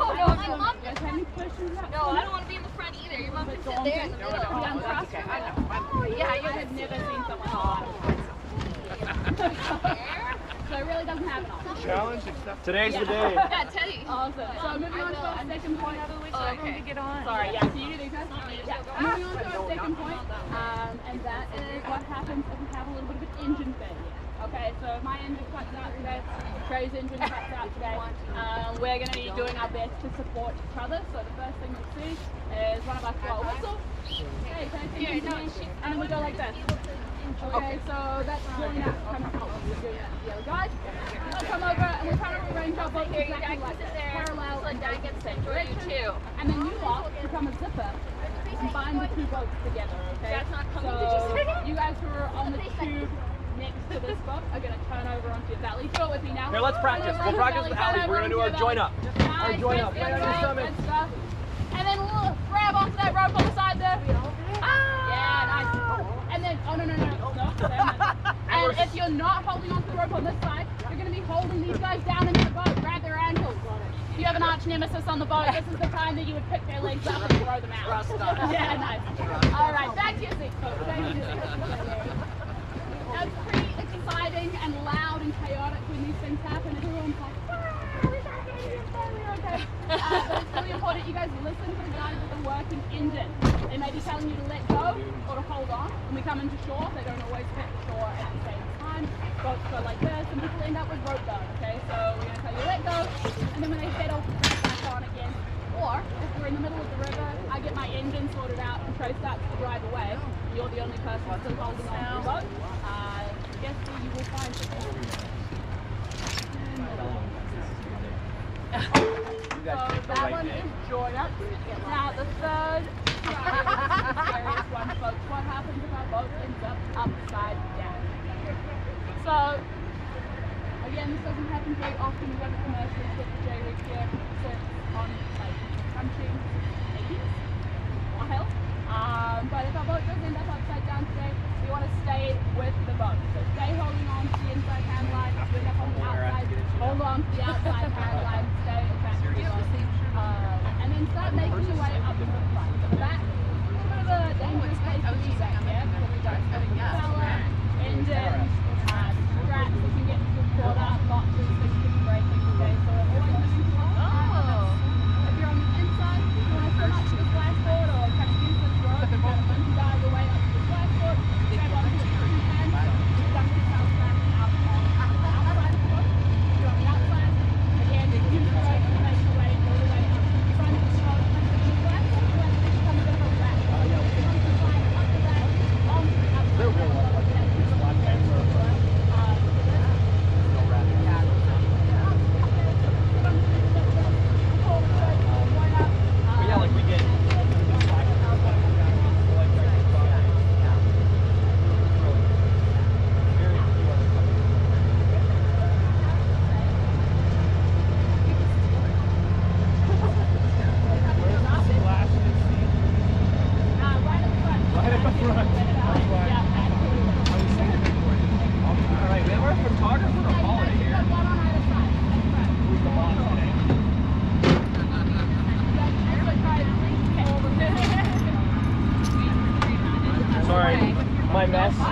my general flutter. Yeah, it'll get a little bit rough, but you'll get used to it. It's pretty easy. Yeah.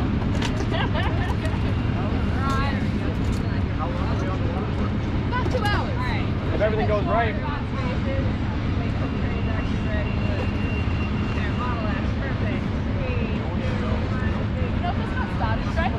I don't know. I used to start it.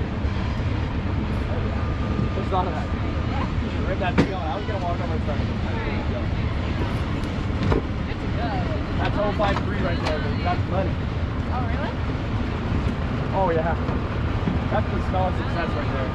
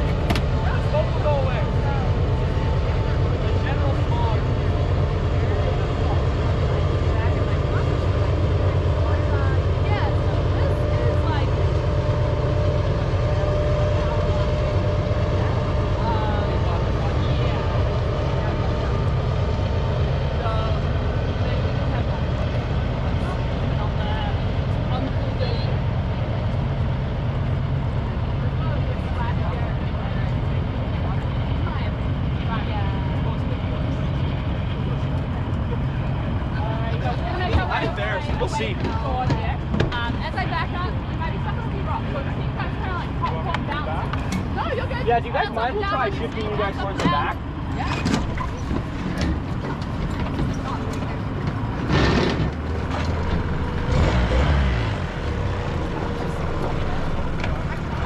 Yeah, just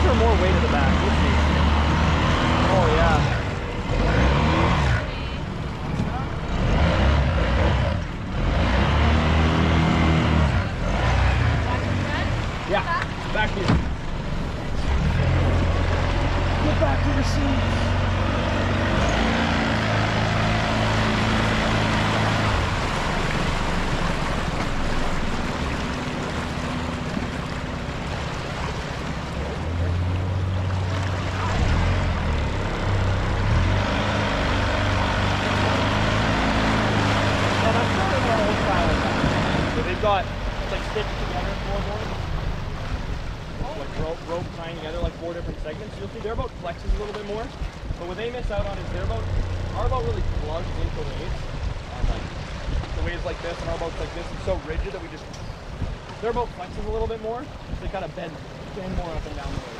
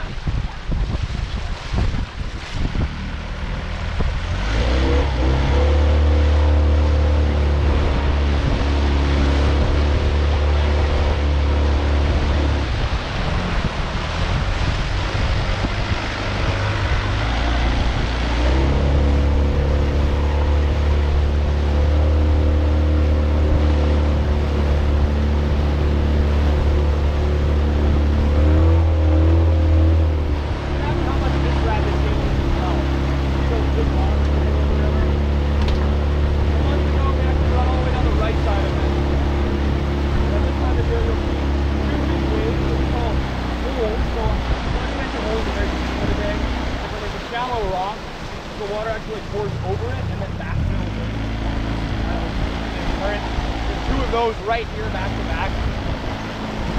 They're awesome. In a paddle boat, they often go right over top of the rock. We have to do a little bit more than our front of our boat goes over top of the rock, but really nice and friendly. No problem.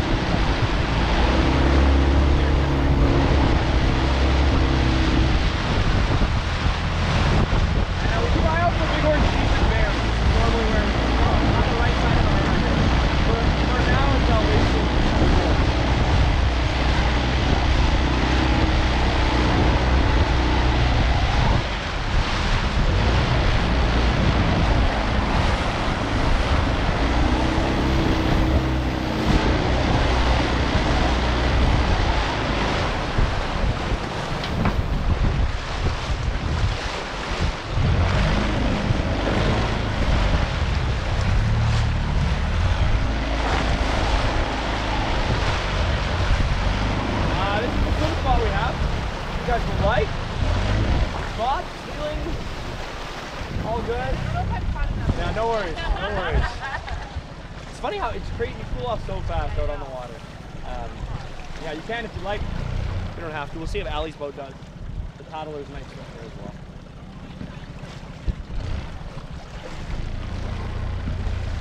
And you'll see a lot this afternoon is going to be me peering into the water in front of me, hard squinting, trying to hit the biggest part of the wave, and then also just watching out for shallow water, especially now with Allie behind me. I recently got signed off as a trip leader, basically. So after 50 river trips, you stop being like a rookie guide and you start being what we call a senior guide.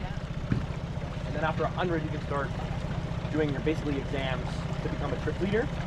And the exams are similar to like the exams I talked about earlier, which is another guide monitoring you, except I'd be leading a trip and there'd be like a super experienced guide right behind me, just like critiquing every tiny thing I could do wrong.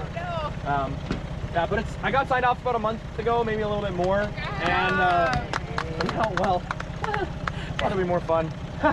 Now I'm responsible for this boat and also all the boats behind me. And then normally the power boats are like the ultimate trip leaders. So not that I'm responsible for what happens on the paddle raft today, but I kind of am, unfortunately. Even though on the paddle raft today is like the owner of the company, Pitquah, who's been working here 13 years, Connor has been 7th here, and I'm in charge. No, that's Jordan. So he's a part-time guy. He's only come up a couple times this summer. Really nice this year. Andrew is the owner. He's in the back. He's the extremely farm strong looking manager. He normally wears mirrored sunglasses, so you can't quite tell what he's thinking. Yeah. So this is called the $1 Million Mile. Here you can see a little bit more. This is kind of our more regular high water line. You can see what we got this year is where the rocks have been washed clean, and then where our normal level is where that stain is on the highway wall. You can see the difference, like almost 50% more. You can see it as you're driving too.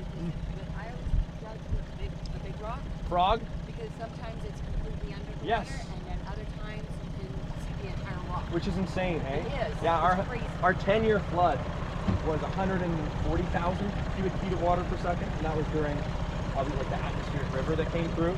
And yeah, Frog was, you wouldn't even know there's a rock there. They actually had to start sandbagging the highway because there was like 2 inches of water lapping onto the road, which is just ridiculous. Because now, like on staff trips, I mentioned it, like this is maybe the only job where after work, often I'll just go and do the same work again. Where like I'll go raft this river for fun. Even today I would go do it. Probably won't, but I would. And we just go put in right at the log, throw the boats in over the highway, and actually like jump in after them into that like pocket of flow water. And that jump, I always gauge the level by that jump, how scared I am. Yeah. It gets taller and taller and taller until it's like, this is insane.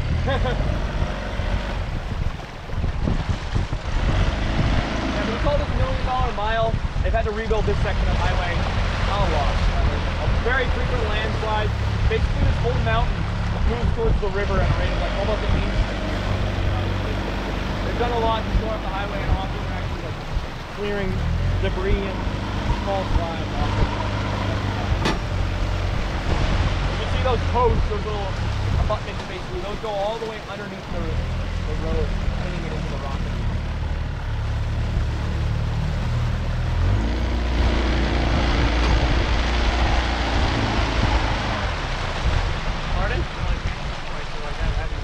Yeah, basically.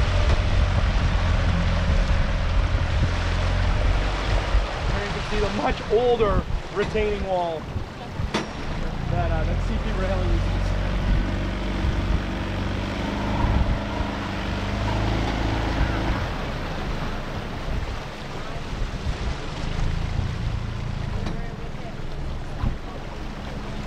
Hell's Gate, yeah. That block is Hell's Gate. That block is higher than no fish. We passed that for like over 50 years. It's really distorted so much. Hell's Gate is insane. We raft through that on our video.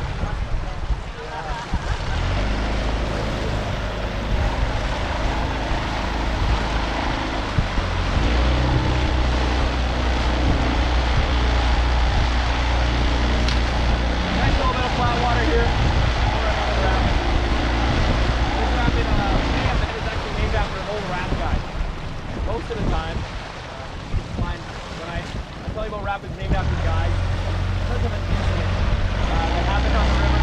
Normally the guy messed up pretty bad. Often if they messed up enough to get the rapid named after them, they messed up enough that they no longer had a job. Jack's Rock. Rock. Now there's a rock in the middle of the river.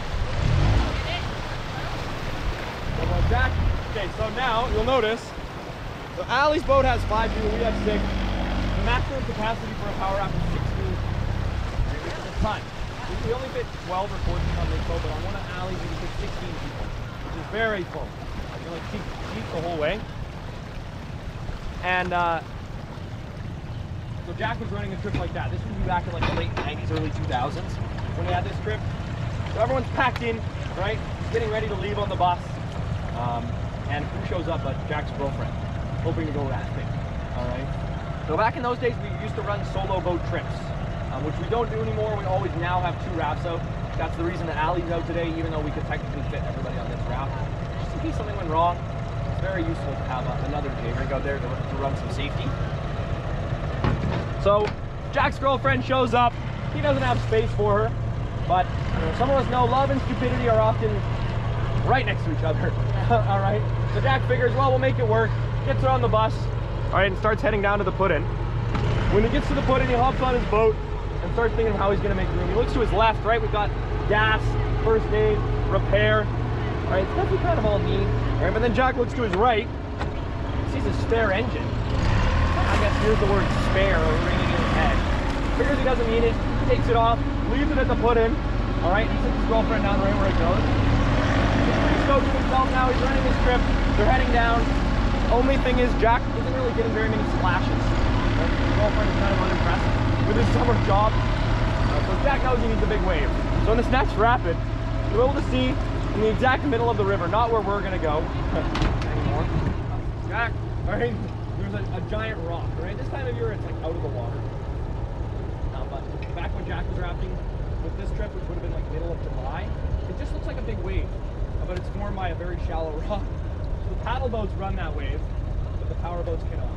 Right? But Jack wasn't really thinking about that. He just sees this massive crashing wave, gets on the engine, goes full bore, all right, full throttle, hoping to drop into this wave. Right as he drops into the face of it, of course, his engine hits the rock, the boat slams to a halt. All right, and when you're staying here, and I've got this to pull back on, but I don't have anything to lean on. So Jack hits the deck, all right, slams on the ground. By the time he pops up and looks behind him, he sees his engine has been torn off. All right, those clamps that hold it down just got ripped right off the back of it. Back in those days, we did not have this. All right, our backup line just in case. Also, thanks to Jack, right? You just see this engine sinking into the river behind him. Right, instinctively though, a good raft guy Jack is, he looks to his right to grab his spare. Well, of course, not only is his spare not there, and there's Jack's girlfriend. So she got launched out of the raft. They ended up pro-bagging her, pulling her back to the raft. Got everybody back in. All right, but now, right, Jack has 17 people, no engines. All right, most of these rafts do not have paddles, okay, and no way to get around. So he's floating for a little bit, and then he comes up with the ingenious idea. All right, flip drills. The ingenious idea of getting everybody doggy paddle off the side of the boat with their hands, trying to get to shore. It's some dangerous, eventually the hit shore, but he's coming back, all right, to the footage, grabs the spare engine. He comes to ride, picks up the spare, comes back, all right. By the time he gets back to the raft, he has to wait like an hour. His girlfriend still got up, he gets like back in front of him. He throws the spare on, starts the spare, all right. We're actually taking the ride down to the takeout, we're already on the problem. By the time he gets to the takeout, I guess his girlfriend had had a quick chat with Bernie. He found out Bernie knew Jack was takeout. I met Jack my first year. It was our 50th anniversary, and we had a big alumni party, and everybody that had ever worked at Kumsheen was invited. So I didn't know anybody. I not even prepared for it. So I just started, and I got talking with Jack. got his license with him. And after like 5 minutes, I find out one same woman that's rafting that day.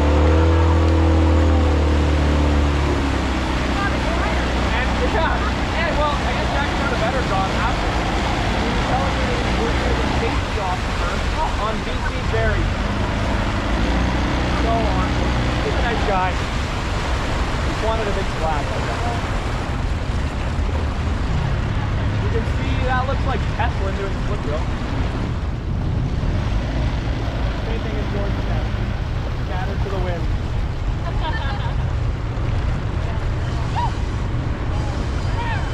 Oh, there! Look!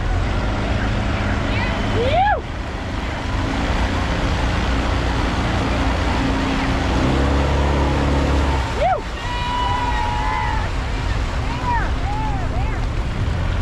Good girl, bear in the water.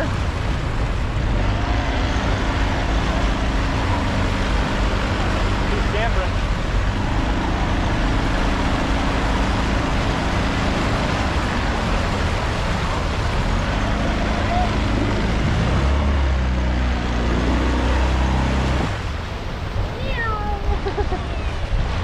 A bear. Good spot, Allie. He's going to make friends with the train. Oh my God, look at all of Teslin's guests. Is he gonna cross the river? Probably, yeah. We'll see those bears. They'll swim right across the river. I don't think it's good to get across the river. No, we can't make it across the rafting process. But we'll see them at like at lunch swimming right across. It's super cool. I've seen black bears swim the Fraser. Yeah, it's pretty tough. I've seen crazy swim the Fraser. It's terrifying.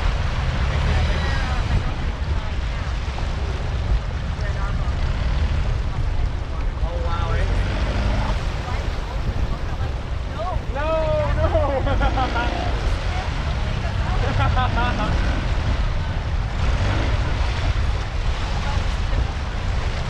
Yeah, it's nice to see them. Oh, they live on the far side here, yeah. Right across the Fraser from towards the sign, yeah. They mostly don't come up. And up in the mountains here. That's Jack John right there. He's up the one that's out of the water.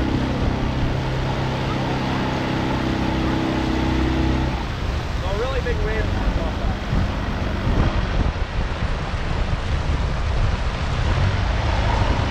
Alright, let's hold on.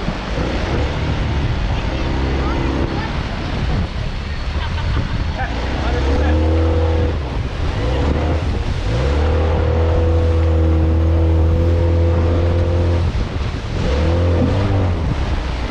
Alright, you can relax. Yeah, we've lost more than a couple motors in the time. One guy, Curtis, had his motor jump off the raft twice in one trip. But that's just because he kept not tightening his clamps, and he just kept on getting saved by this rope. And that's just how Curtis is. He always does things in a crazy way, and it goes totally wrong, but somehow everything turns out fine. And then afterwards he's like, I kind of always do it like that. It's like, oh God.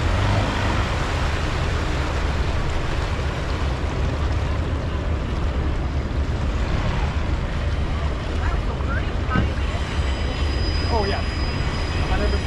What got him into the sign? It seems like nothing in particular. He just, yeah, well, definitely in his time he was a big, because all morning, big waves. So when he first started, I might have told him he didn't think the lower section was runnable. You know, through frogs, he didn't really think that was possible to navigate. So he used to just run the nav drop down. I like how everyone's looking at me with a panicked look and then looking at the waves.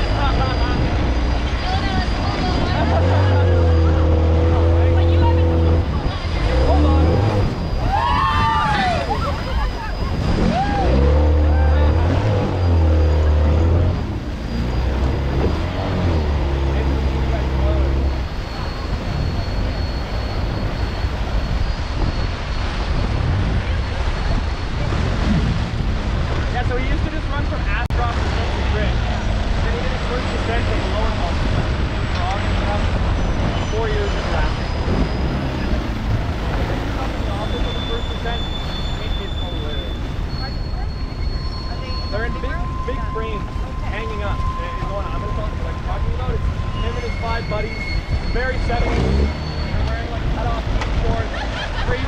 is Bernie's got like an old sea captain hat on.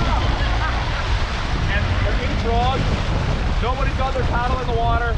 Every single one of them cowering in the middle of the raft. Their life jackets are like oily pieces of foam tied together with string. So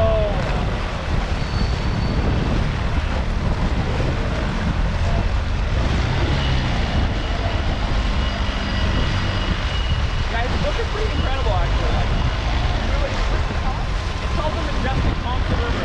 We have it right at the office, or it'll be in your room. Yeah, if you guys are in a cabin or keeping it right in your room. On your own net. I'm sure 1,000% positive if they won't, they would probably just rent it. I know for a fact we've got boxes and boxes. Every little while he does book signings, so he's like start giving them away. Alright, let's hold on.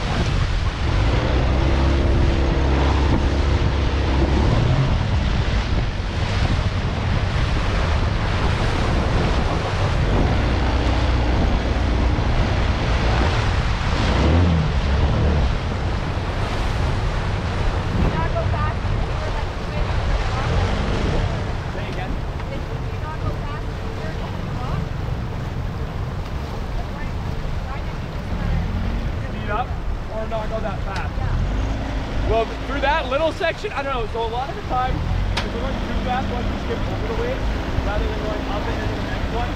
That section there, if you're going slow, there's a lot of whirlpools and boils, like kind of how you can see here. And so if you go really fast into them, well, why don't we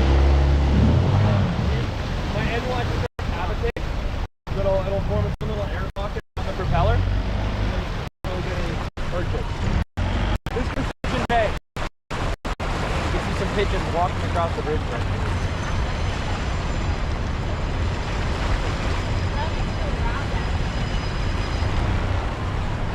Also a really awesome cliff jumping spot. Right off. People do it? No. Have you done it? No. I like saying that. Oh man. One time jump. Deep enough, I'm sure. I'm not 100% sure. I'd be surprised if you were. Oh, he's moving too.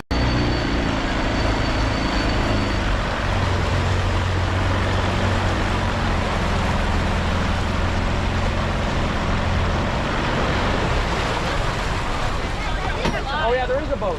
It actually flew off someone's trailer and landed down there. I have wanted to get that boat since I was a kid. Oh yeah, for sure. I haven't made it happen yet.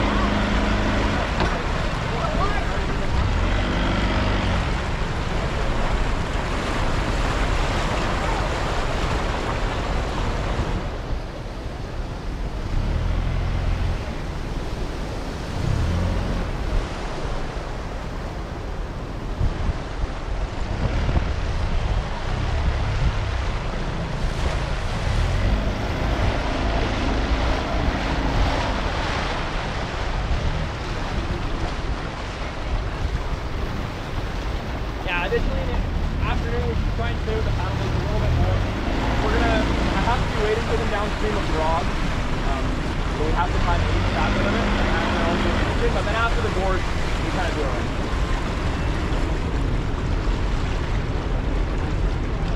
They're way behind. They should be soon. They would have had to slow down and stuff.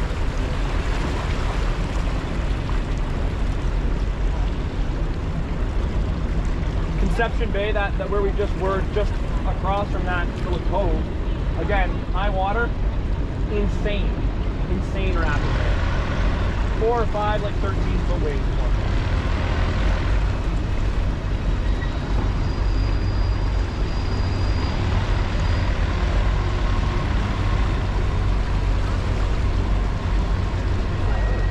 It's the busiest. busiest railway Canada, busiest rail corridor in Canada. So in Ashcroft, the terminus, there's I know a lady that works there, and she says they're up to 85 trains a day on either side, like you can find. So Ashcroft is the end. Where is the beginning? Well, it starts from all over, like the trains keep going past Ashcroft. That's just like a big rail yard they have there. So most of the time you see them on this side. If they're like big open top coal trains, they're empty. They go down towards Sawasson basically. There's a big coal transfer facility there. But they'll come way out in the interior. Sawasson. Yeah, New West. That's the center of the city. Yes.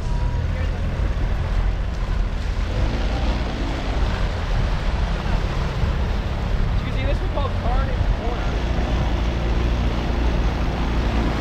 Not really named for the rabbit. More so named by the truckers. Yeah. See a bunch of debris all over the hillside. These are all from trucks. There's a very sharp bend in the highway here, and it's not banked at all. If at all, it's actually moving slightly towards the river. There's a bunch of sides. If you're sitting here, you know it's like 8, 7, 6, 50, 4 rounds.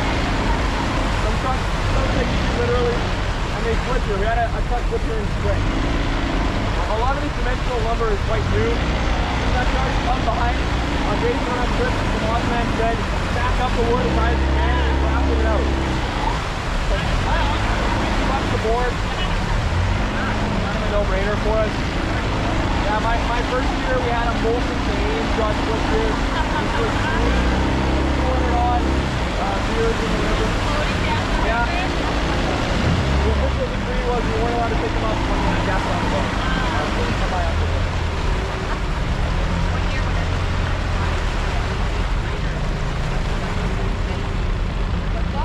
Yeah.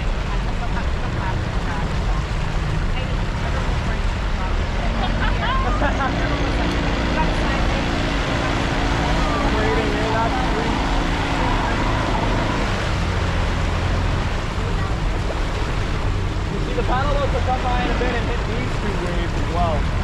This is this hole we call Dipper Ripper, because we used to have these boats and there was a little ladder that goes up the golden arrow called the other side of Dipper. And the boat came in, hit that wave, the zipper popped open, and the actual air holding part of the boat got ejected out of the raft, a big half of it. And then just downstream of that there's a hole called Superman.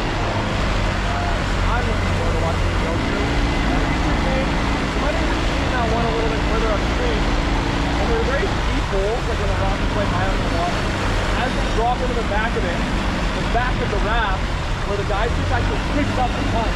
You see the guys get a little bit of air time, and then with his hand because they don't really just get a little bit of air time. Often guys that don't put their legs around their feet, keep it in place. So here's hoping.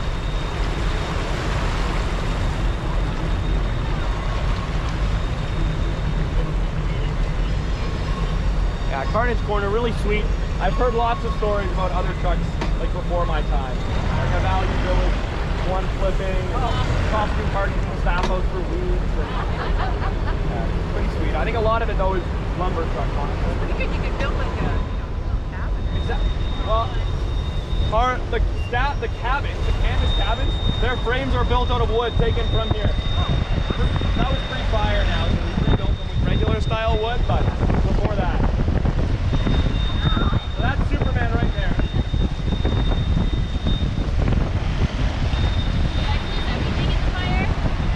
Not everything, but a lot. Let's hold on.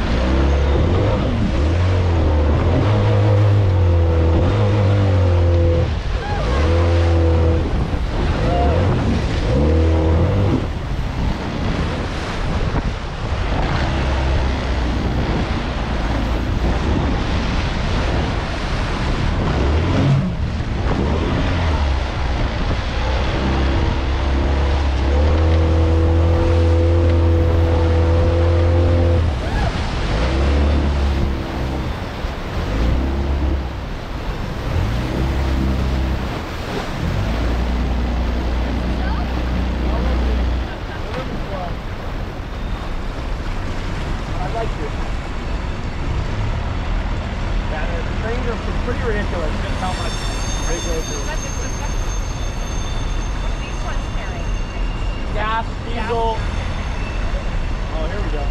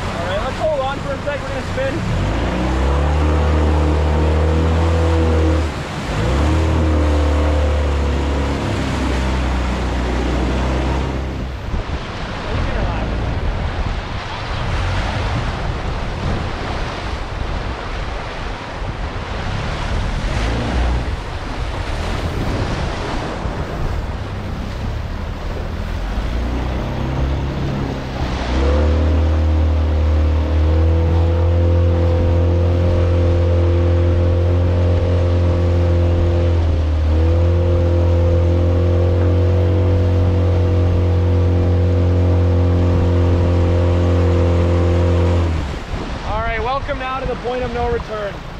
We call this checkpoint Raft on our left. We're getting really close to the Devil's Gorge now, just around the corner from us. So, like I said, it's not like Armageddon in there. We just have a little bit less time in between rapids, right, to deal with these problems if they do come up. So we like to minimize the amount of problems that might come up. So I'm gonna come by, check all your guys' life jackets. All right, make sure they're not going anywhere. Put my jacket on. Yeah, no, no worries. Post burrito, everything kind of moves around a little bit. I might need more room after my burrito. One of the weirdest things about life jackets that I don't understand how they can move around. They do some stuff that you can get. I think they just start slipping. Yeah, it's weird. And yeah. How you feeling, Dave? Ready? Yeah, except I have one like that. Never wear it because I'm like paddleboarding. Well, if I fall in, I don't want my life jacket on. I need the one that got a little bit of grip and when you hit the water. Same idea.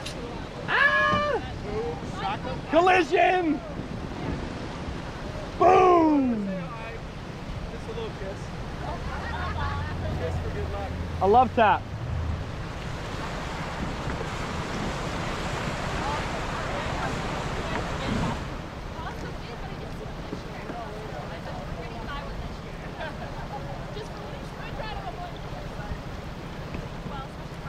Gorge!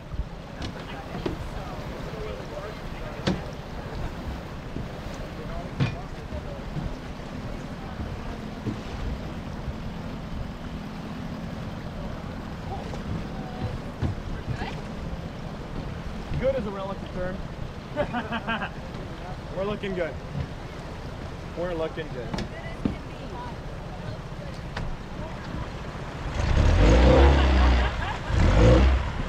And really important through the gorge, when I say hold on, all right, you need to be both hands, right, and pushing with your legs. That's the key. You should feel like a lot of tension.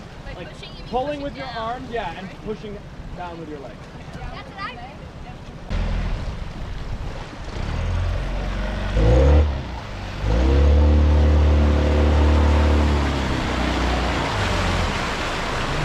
So our first rapid is actually fairly sneaky. It's a relatively new rapid for us. This one formed in the flooding. So if you came rafting 5 years ago, this is where you would have had lunch. right at Dixon here. And underneath that same bridge, School Creek. We used to have a property in there.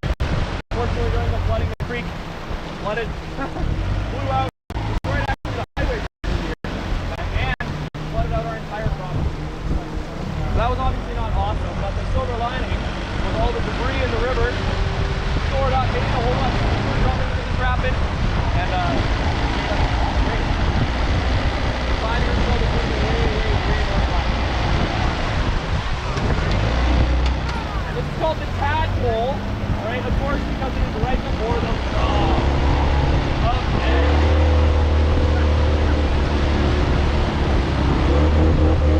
Oh, another heron. Alright, let's hold on.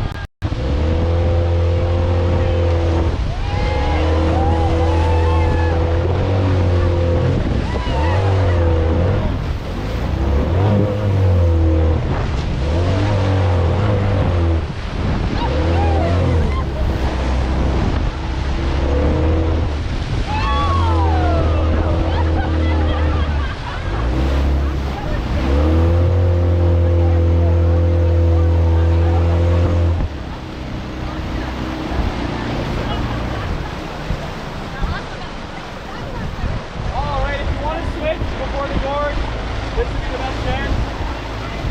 And we can also switch during the Gorge a couple of spots to get back, alright?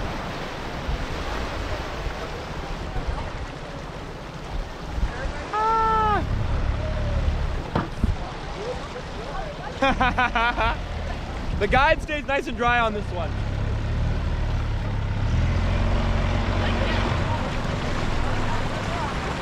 That's a frog, everyone. Okay, so our photographer, Holiday, is here.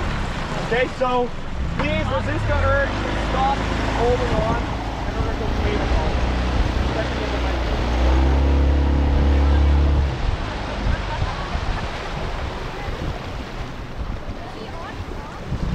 No, she's on the highway. I'll point her out. We'll get a chance to wave afterwards. I'll let you know. But try and have a smile on. If you're not smiling now, it's okay.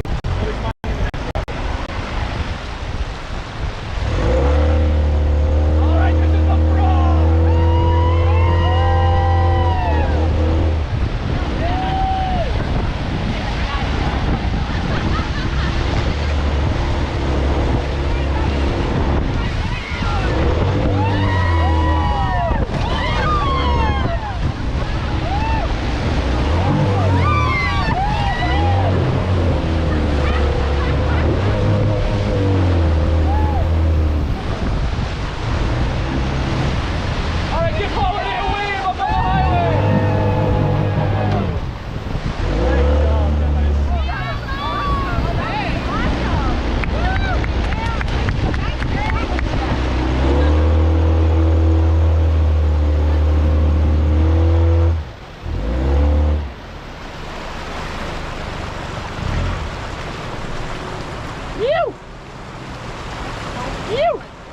You'll keep going at Jaws.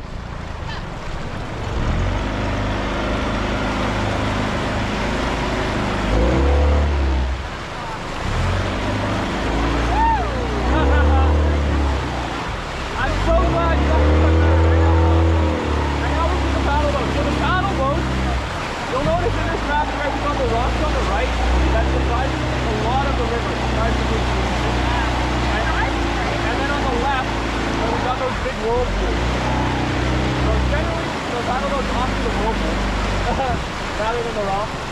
But it's one of our more technical lines we have to run. The perfect line kind of looks like, so there's a big wave that's coming 45 degrees right off the tip of that rock. And you can see, you want to smash right into that, almost on the line and go right behind the frog.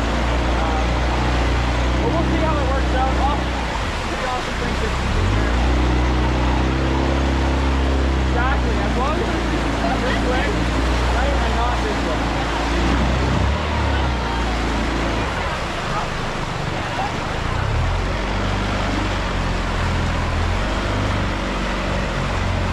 Yeah, well, only going to see the first couple and then I'll have to peel out. But we'll get to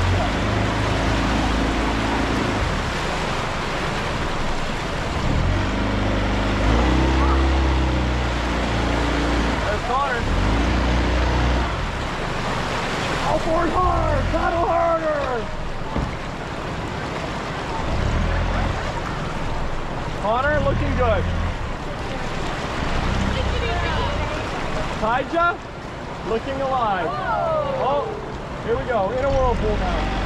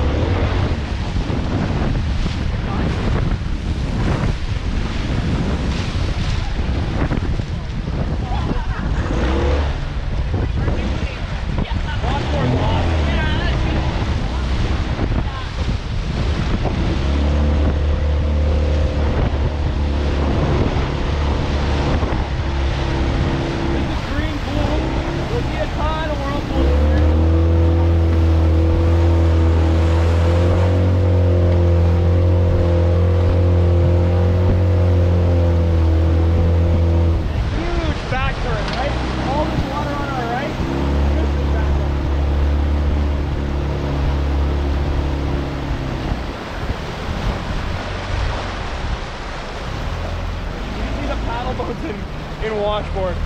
You see the whole underside of the raft. Okay. Pardon? This is way better for washboard. That's not enough crashing for the paddle boats to get a good splash. All right, so this next rapid, guys, is the Devil's Kitchen. This is kind of what I'm expecting to be our biggest ride of the day. Okay? Nathan, you are in the prime spot. All the waves come from the front right. It is crucial you hold on tight. Everybody needs to hold on as tight as they can, all right?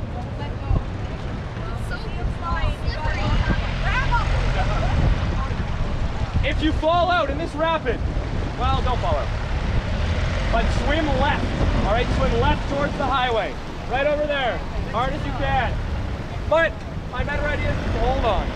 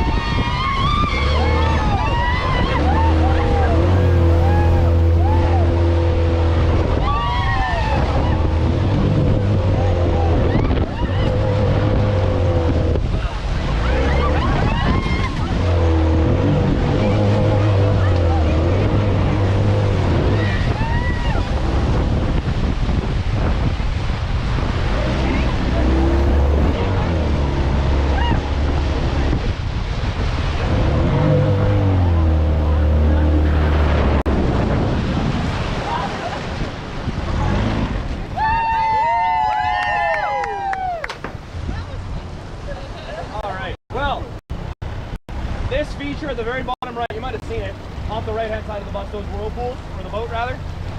That flips more of our paddle boats than anything else. Pretty much the rest of the river combined. So that's why we're here right now. Hopefully. We're here to catch on So if someone does end up drifting into our boat, 2 people lean off the side, 2 hands on each life jacket strap, we'll pull them in.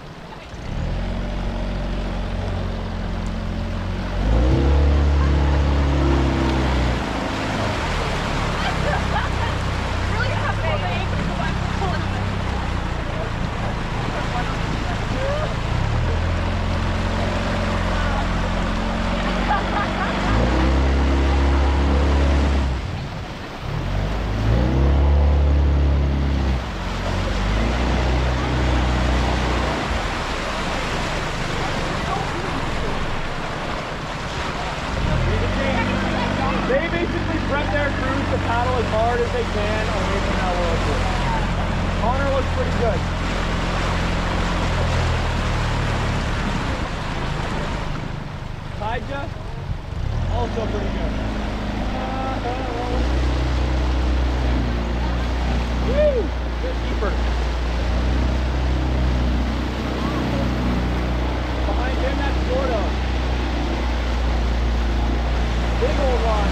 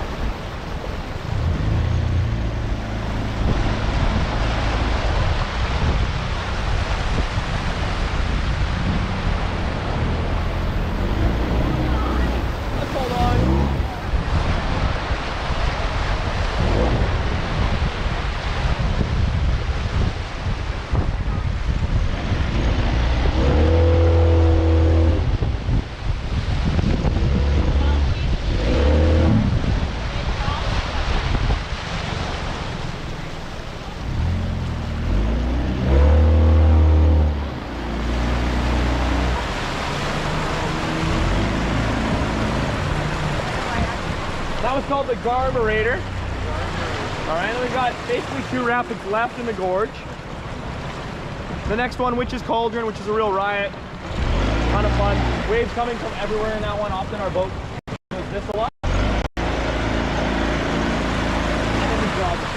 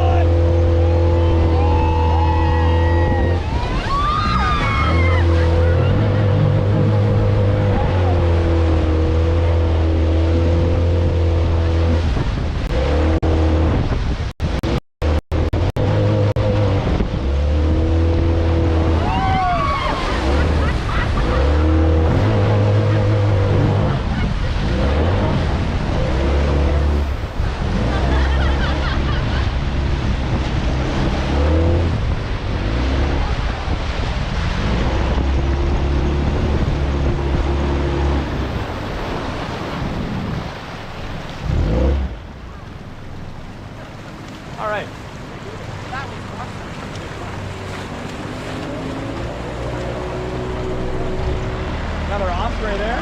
Yeah, that one's sweet, eh? All right, 2 more rapids in the gorge. Gums of Life, immediately followed by the Jaws of Death. All right? They're basically one rapid. They just get 2 names. Jaws of Death, we'll see. But it could be not that exciting, or it could very easily be the biggest wave we see today.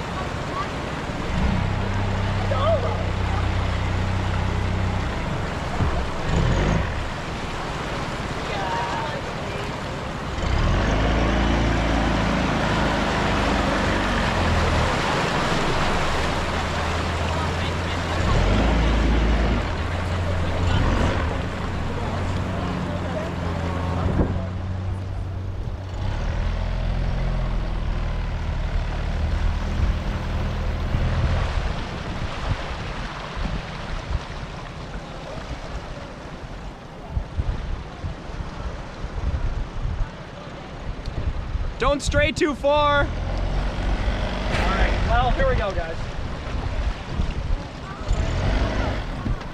Is this our last one? No, we still have like 10 rapids after this. It's just our last rapid in the gorge. And definitely the one the paddle boats are the most worried about today. This wave is just mean. Sometimes it's tiny and you're rowing through, and other times you're about to drop into it, and honestly, like, a 15-foot wall opens in front of you. It is awesome. It is a blast. But it is definitely finicky. Let's hold on!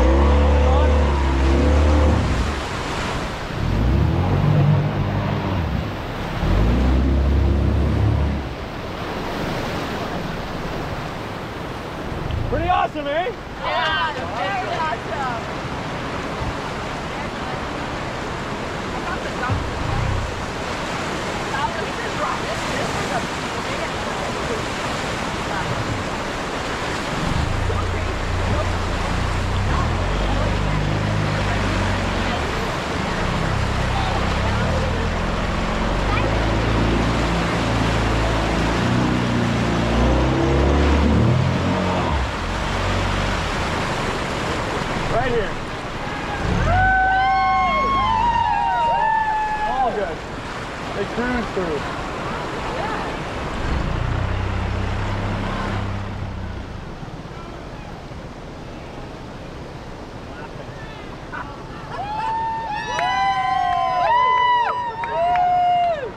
Last two boats.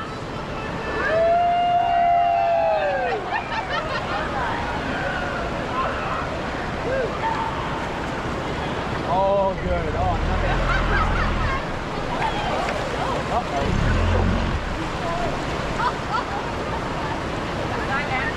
That's Andrew.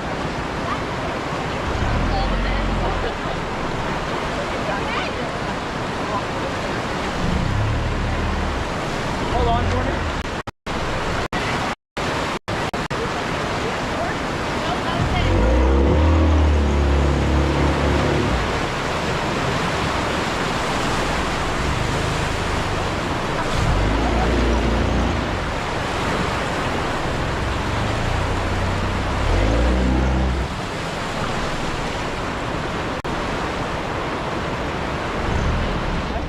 All right, survivors.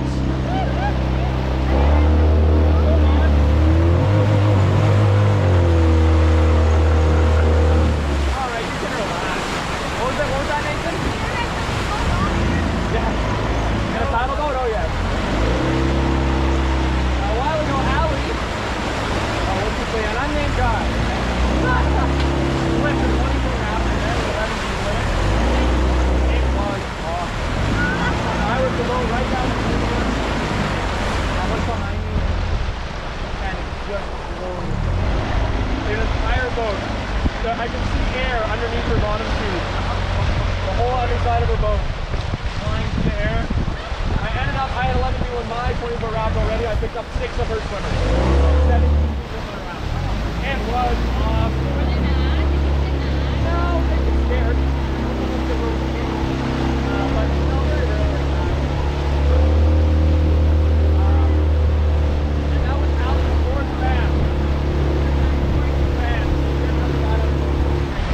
We're finishing with mostly her last training lap, basically. Didn't have to win one more.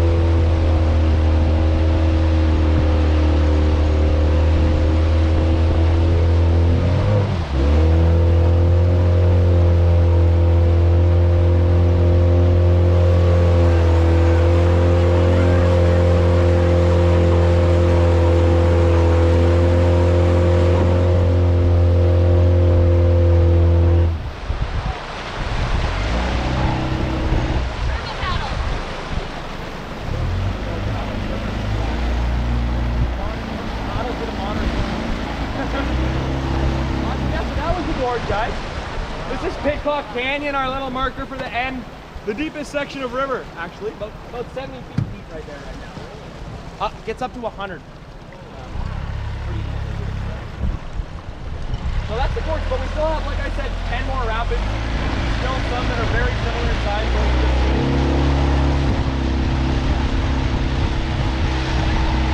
We'll be on the water for right around an hour.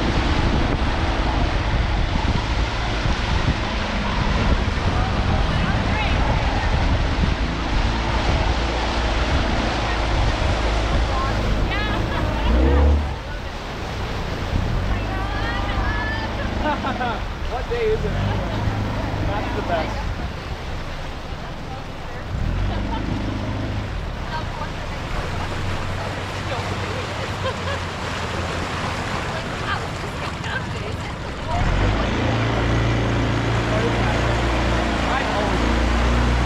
Our weekends are, or my weekend is Tuesday, Wednesday, Monday, Tuesday, and I always say, my weekend's coming up.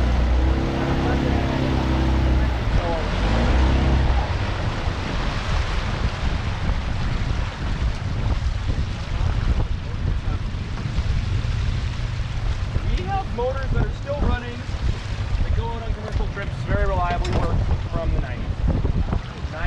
98, I think, is our oldest. And Yamaha. That thing is awesome. I would put that on every boat if I could. It's so stupid. Yeah, pretty much. They require, well, but yeah, we work on the design as well. Yeah, fairly, we do, I think, quite a good job of keeping the engine in good running order, especially considering what we do to them. They're not exactly built to be flying through the air and crash landing so often. You know, we really start to slow down after, I think one of our biggest trips this year is like September 10th. Like 140 people are coming. I don't know if that's a long weekend or who knows, but after that, pretty much it starts to wind up. Labor Day is the week before that. Yeah.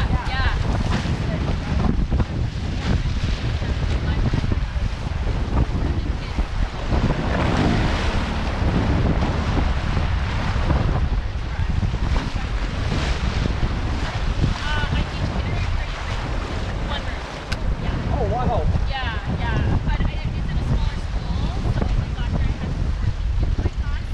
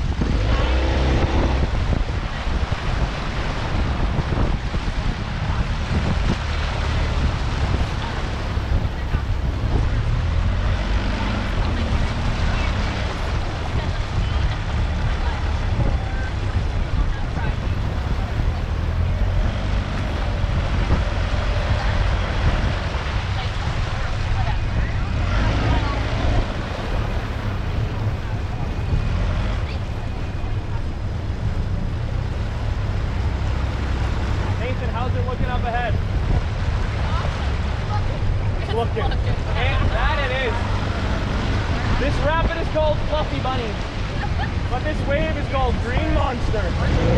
Let's hold on!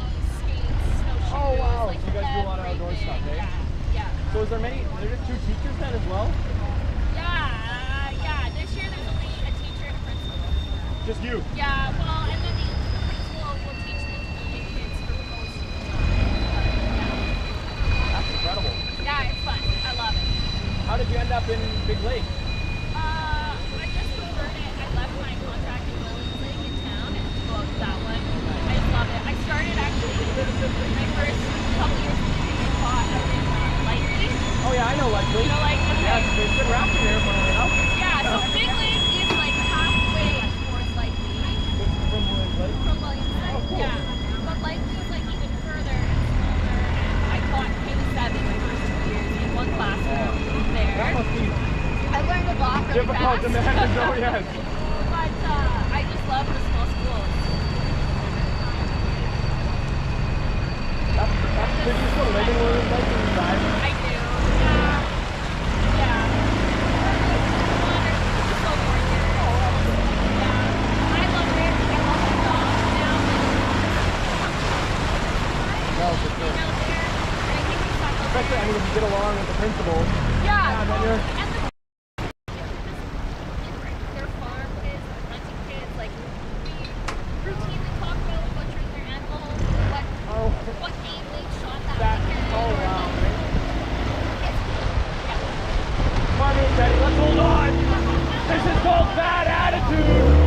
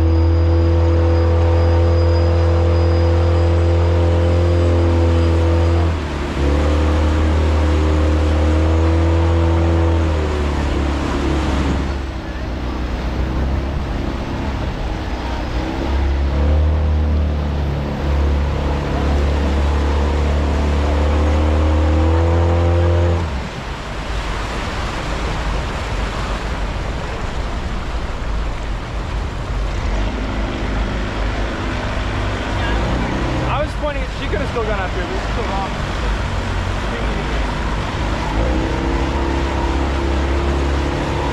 Yeah, I was about to that. Look at the wall.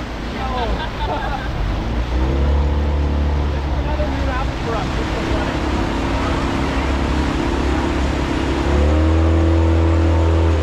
A little bit of a sporting over here. You drive up towards this rock, and then we're actually going to go to Berry, so we're going to cross the main current. Pointing upstream, get into that patch of slow water, drive up a little bit further. And hold on tight.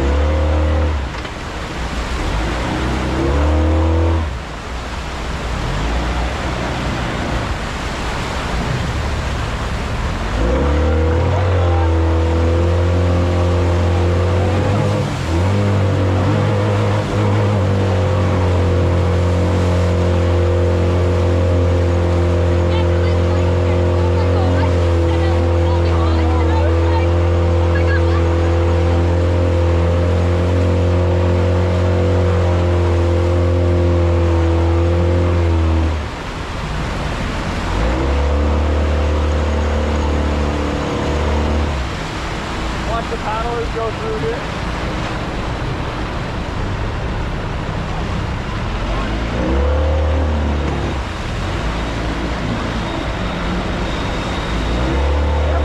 How fast we're moving, okay? Because that's how fast they're going in the toggle boat.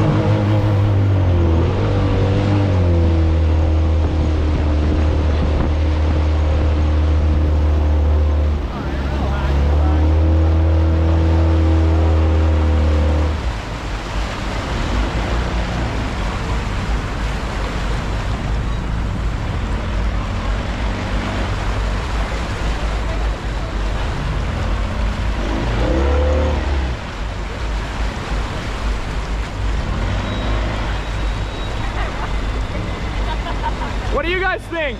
You want to do it again?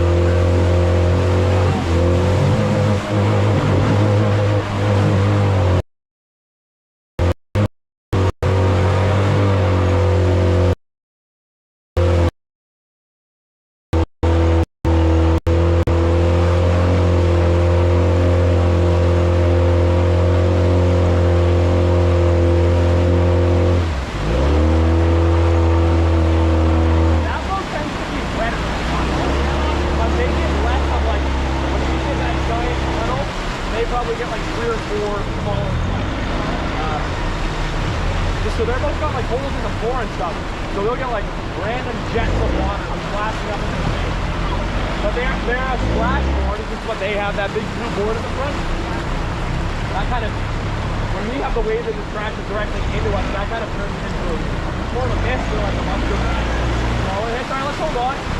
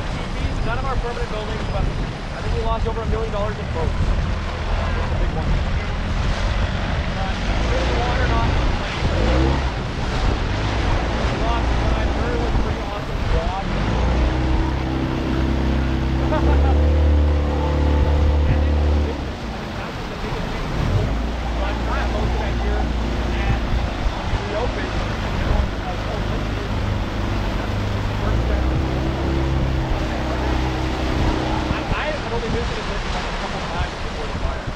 But my understanding is quite a good place.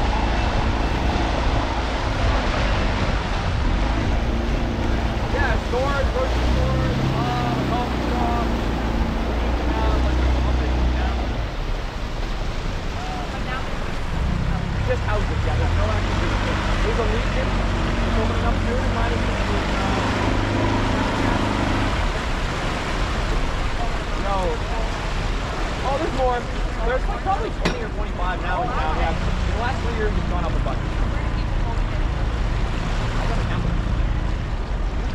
You go to Approximate, it's the closest. It has 85 kilometers to Approximate. But Approximate has a pretty small store there. It's called, what is it? No, it's Safety Mart grocery. It's real small. No, yeah, I go shopping like once a month to Kamloops and just buy. I spend like $300, $400.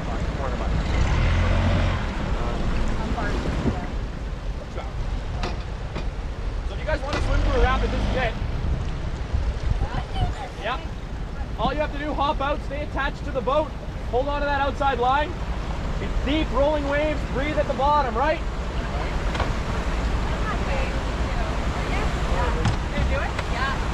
Let's see it. Should we be on the same side? Doesn't matter, but you might be happier being on the same side. Yeah. Which side? Jump out, Lisa. That's the side right there. Hey. Maybe let's all grab it. Swim, swim, swim, swim, swim. So when you guys hop out, hold on to that rope the whole time.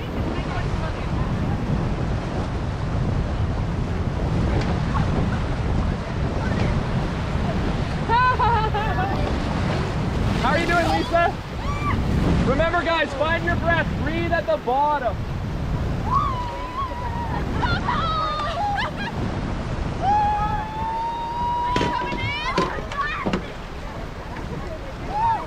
Okay, let's go.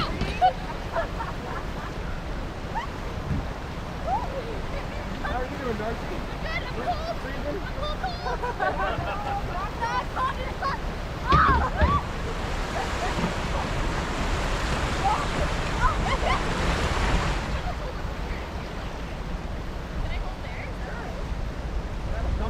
I don't want my head in the water. Maybe that's my problem.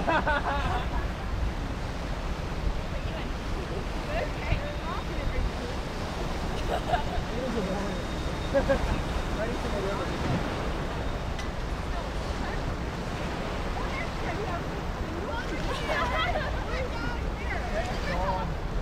Way up.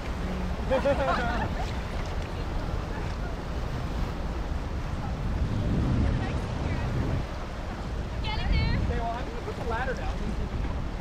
Getting. I was getting off the bed. Yeah, you guys can climb it if you like. You don't have to. Oh, I'm on. Oh, we can close your ankles.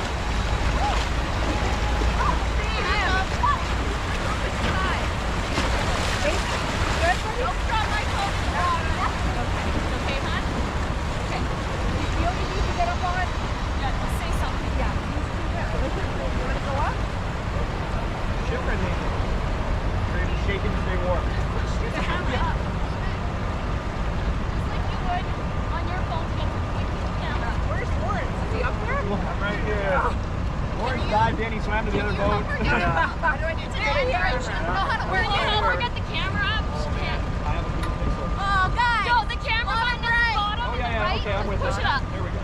Okay, thank you. I've sorted it. Okay. Me neither. No, I'm not going up. I actually, It's a bit nicer out there. it's a little bit strong, nicer on the hands. You two want to have a photo? Sure. Okay, thanks.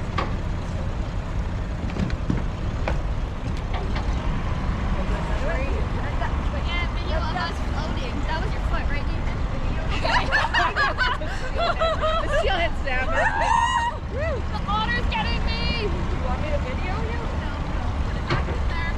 Oh, seal it up. Dropped it. Yeah.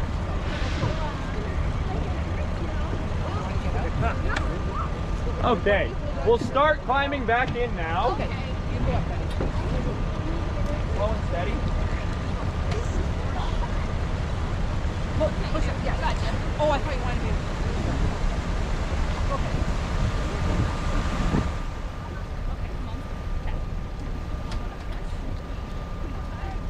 Okay. There we go. Nice job. Teamwork. Nothing graceful enough to take it over. Nice job. I'm in. Woo! Okay. Gotta get it together. Thanks, guys.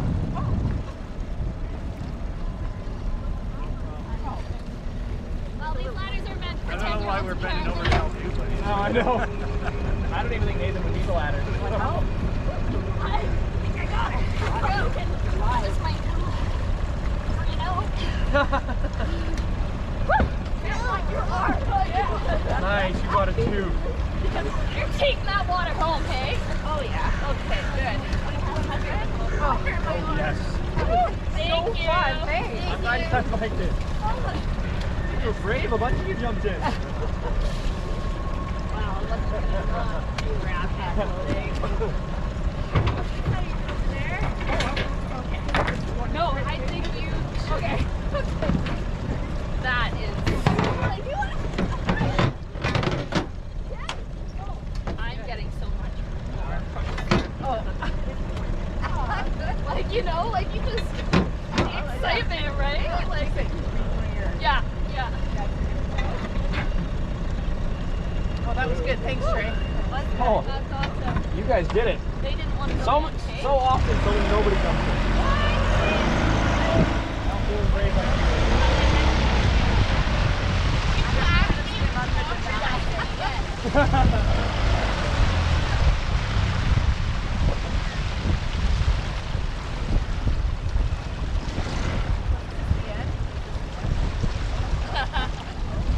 Still like another half hour or so? We're gonna see the resort because we go right past the resort actually. So what? Get up on the hill, go past it, and next to the mountain. See my favorite tree on the river. Lovely thing. No, not the actual tree, the tiny little one. There's like a big, that's like a recent landslide this winter, and then just to the right of it, there's a tree that's growing upside down, directly out of the rock face. That tree gets most of its light reflected off the river, so it sticks confused about where to grow. It grows upside down. No. It is a very big tree. Yeah. I know. The first time I saw it, I'm like, oh, could be. But it's been there. It must be resting. Lovely bald eagle there.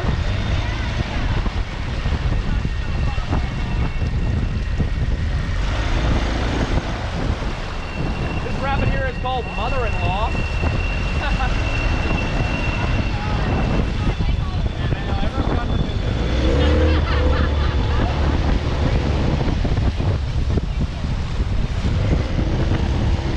Awesome experience, rabbit hole. Let's hold on, guys.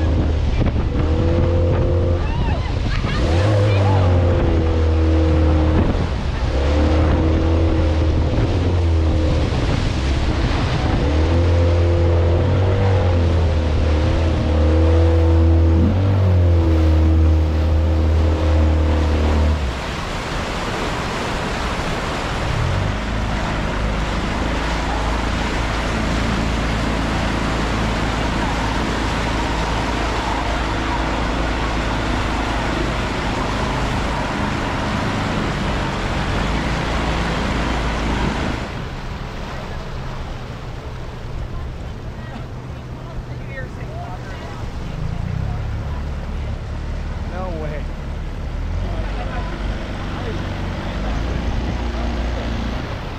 It gets its name because we actually had a guy, Willis, who I already talked about ice climbing, who took his wife and her mum rafting, and the mum fell in. And as she was falling in, she was like reeling, looking for something to grab onto, and ended up grabbing the guy and pulling with it.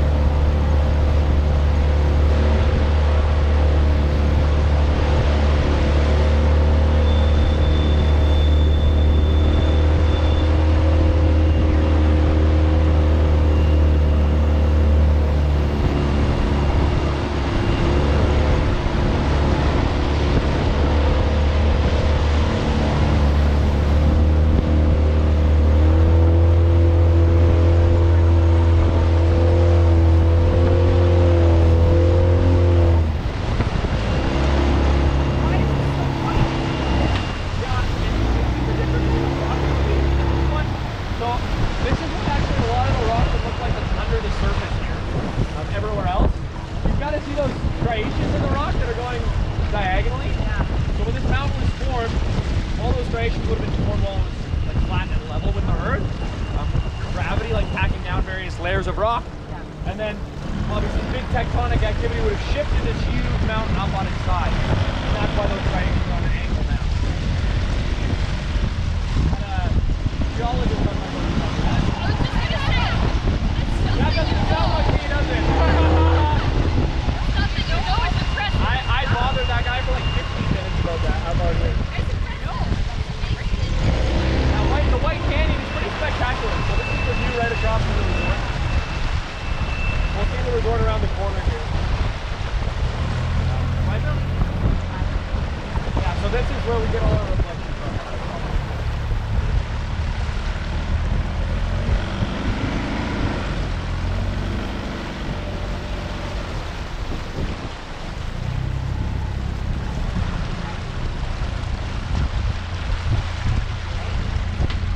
See an old cave up there? That cave is, well, it's not actually that old, it's man-made. Made by a local looking for uranium. Wow. Convinced that was where his fortune came. My guide school year, when there was 4 of us that got hired, and after guide school you have to do motor training, learning how to guide a power raft. So Taija, who's that second boat, like I said, in the green helmet, was teaching our year. And every day you do this river. You raft through it on a motor raft, catching a bunch of slow water, running the rapids over and over again. And every day we passed by, he would tell us about this cave. This is sweet, it's like a massive cave system. It almost goes all the way to under the resort. We're like, that's super cool. One of the guys we hired, Angus, really big cave. He was so keen and getting us all excited. And one day, Ty's like, you know what, we're gonna do it. We'll stop at lunch. All right, you guys eat on the raft. After, we can go to the cave. Oh, that sounds so awesome. So we bring like caving helmets and flashlights and headlamps and a big length of rope and good shoes to go walking in. We walk up and you saw that tree right there. We like tie our rope around the tree. Ty's like, I'll stay in the boat, you guys go. And we start walking in the cave, we all put on our headlamps, and it's like, and as soon as you walk in, the tide is packed in the boat, in line. And there's Thompson up on the hill.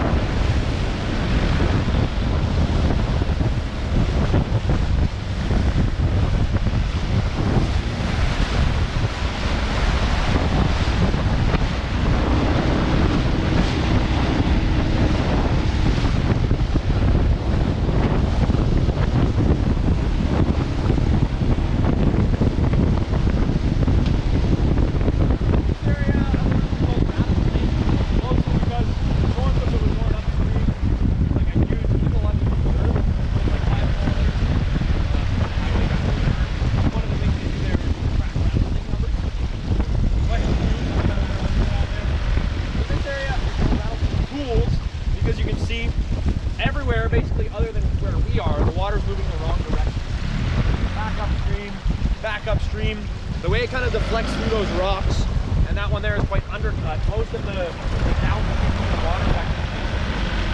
So the paddle rafts, still we intend to pick up the paddle raft.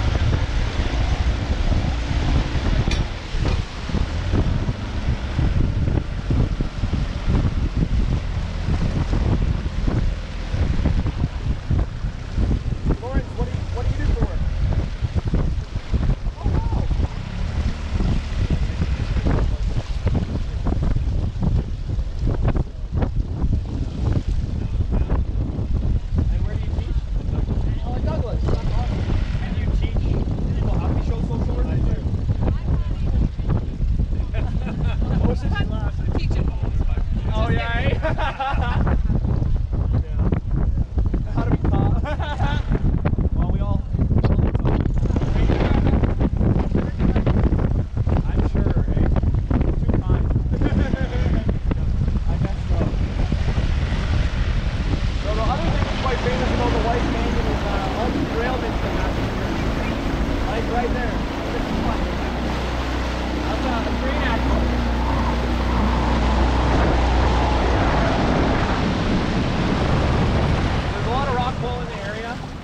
there's enough that actually a team from Queen's University, they're a geology professor, and a bunch of her students come out every single year. They actually have a static camera that's set up just over the hill here that takes imaging of the canyon, and then she comes out, they take a bunch more, and they basically estimate the amount of rockfall. And basically, they can track 300 unique identifiable rockfall events every single month here. It's like 10 a day. You guys that are staying on the north side of your cabin is normally early in the morning when there's not a lot of noise from the highway, you'll actually only see a rock.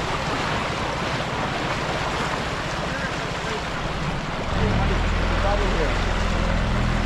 So they've got a bunch of stuff to deal with the rock fall, obviously. You can see like that wire mesh, these like big sleds that I say are for ski jump. And then you can see those things that kind of look like power lines or telephone poles. Those are actually rock fall and avalanche sensors. They're very rudimentary, it's just live lines. And then if big enough rock comes, it trips the sensor, sends out a signal to the end, and they bring out a pickup truck to go figure it out. Yeah, most of the time though, there's so much money moving through the rail that it's not really worth their time to stop the track for a couple hours, bring out an excavator to move a rock. So if it's anything smaller than like a mini bridge, they just tell the conductor to speed up. Yep. And there is some I've seen some boulders come down here.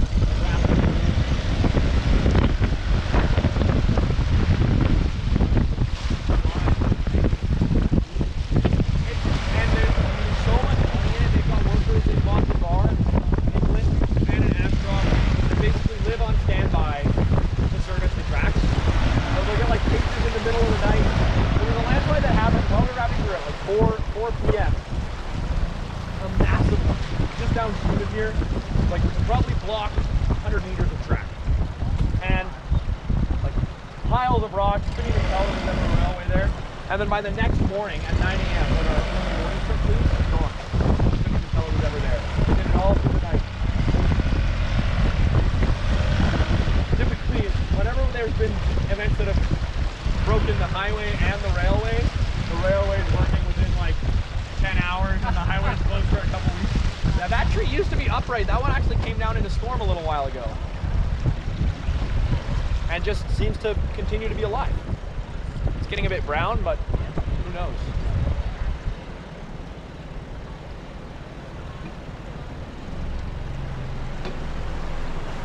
And then these lines, he told me that this is like basically lines of quartz or like high mineral content in the rock.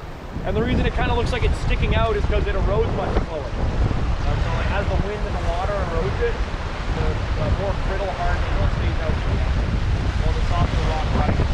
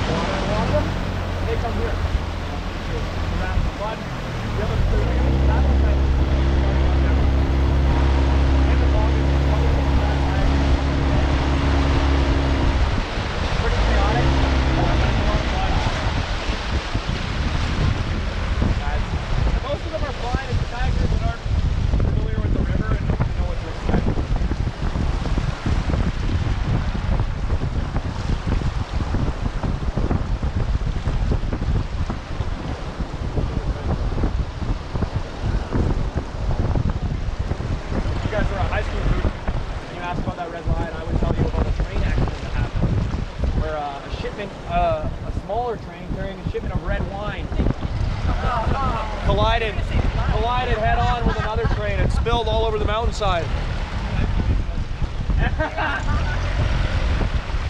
that's a huge rust strip. They have iron in the rock, corroded, oxidized. Does anybody ever do that story? Of course. Oh man. Especially high school. You lure them in, you get them to trust you, and then everything you say they think you go.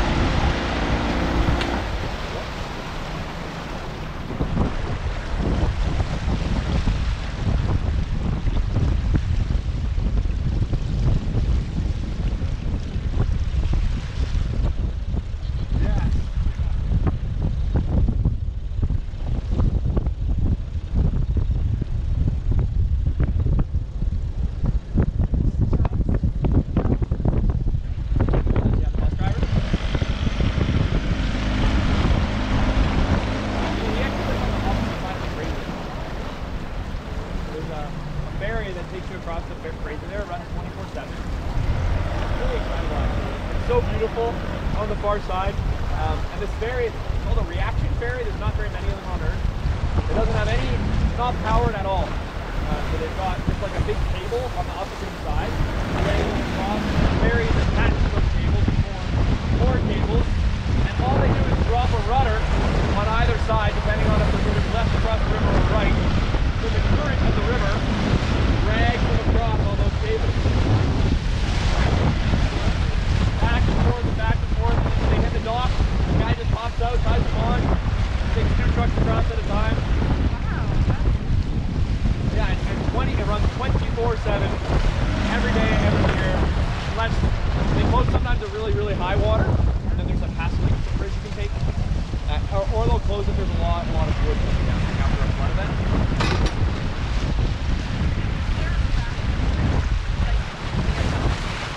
Yeah, we raft right through all the cities. So this year we haven't been able to do that. Our second one, we go through every Sunday. We raft from Boston Bar, which is like basically 2 hours, an hour and a half on the river north of Hell's Gate, all the way down to Yale. 6 hours on the water. It's a big day.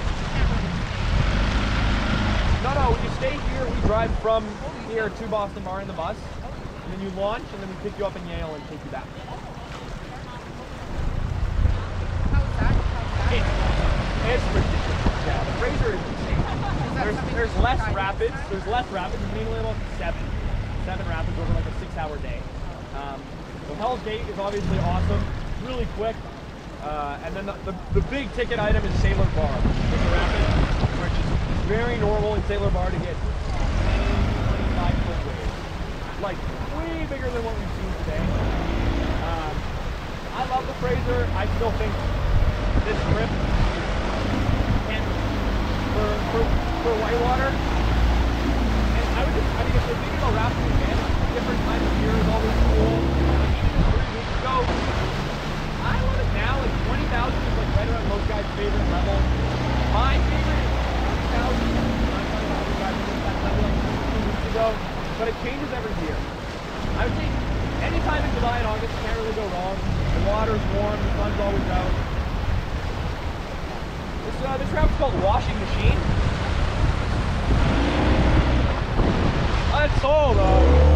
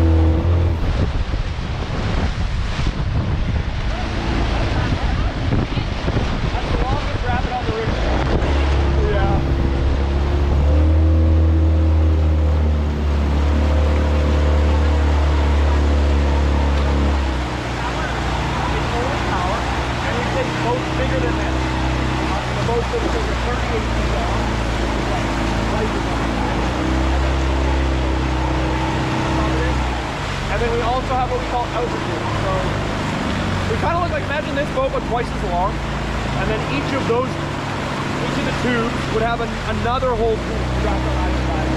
Or 4 tubes wide with the same distance. There's a lot more. And then I don't know if it's crazy or the hydraulic. There's some places where it's not really a rapid, it's more than a whirlpool. And the guys will just catch it and drive up so there's no whirlpool nose into it. Put the engine in neutral and the whirlpool was like a 40-foot boat in the whirlpool goes. At this sort of angle, it is awesome.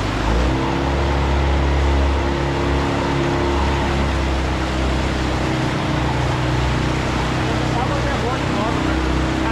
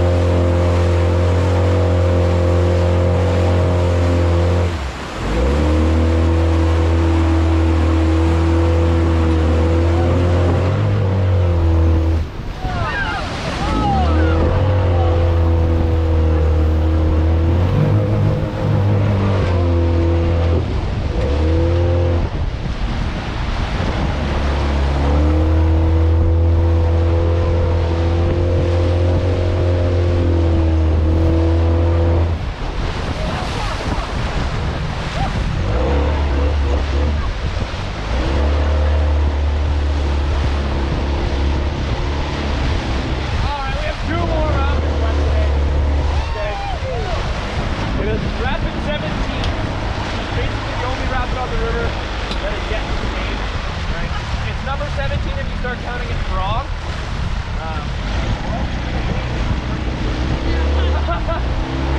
Hold us today, Trey. If you're looking for legacy.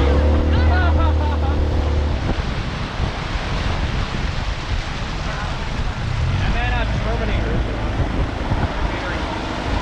These last two rapids, it's a great thing. They actually have a lot more to do with the level of the Fraser than the level of the Thompson. I talked about how much things change right in the Thompson throughout the years.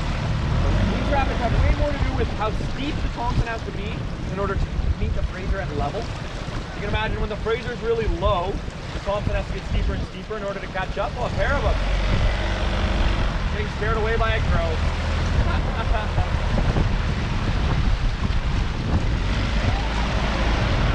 Here we go. All right, let's hold on.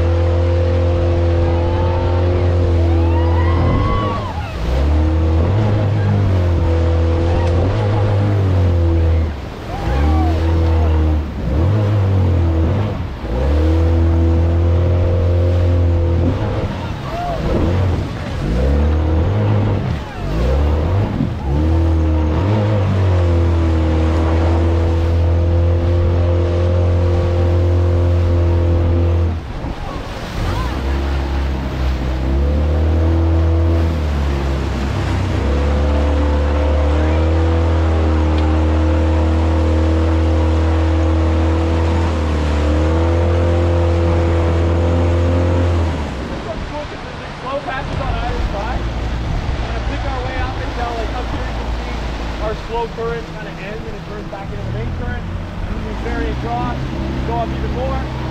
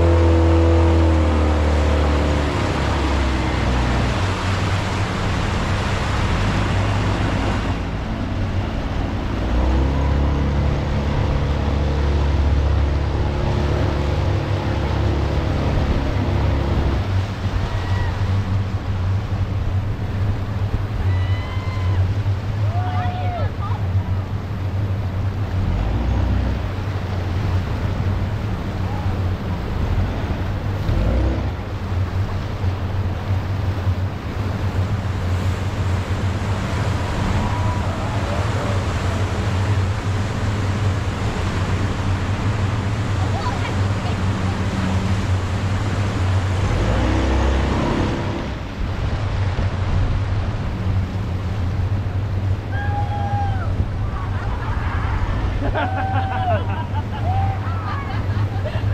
guys will come every year for a while. Now, I thought those would be the drunk guys. Okay, so what are they here for? Just the guys weekend? Yeah. Together? Okay. Well, because they had matching shirts. Like, you had Oh yeah, matching so shirts. I'll catch you for you. That's actually really fun. That's why I thought they were like, maybe it's that. Matching shirts are one time in the rafters here. Our guy was Mary, who was a very severe, really cool, public law military woman. And they were battling with that and all that stuff. Oh, it's a really Catholic. So they got shirts made up that said that. Let's hold on! I think the parents here trying really hard.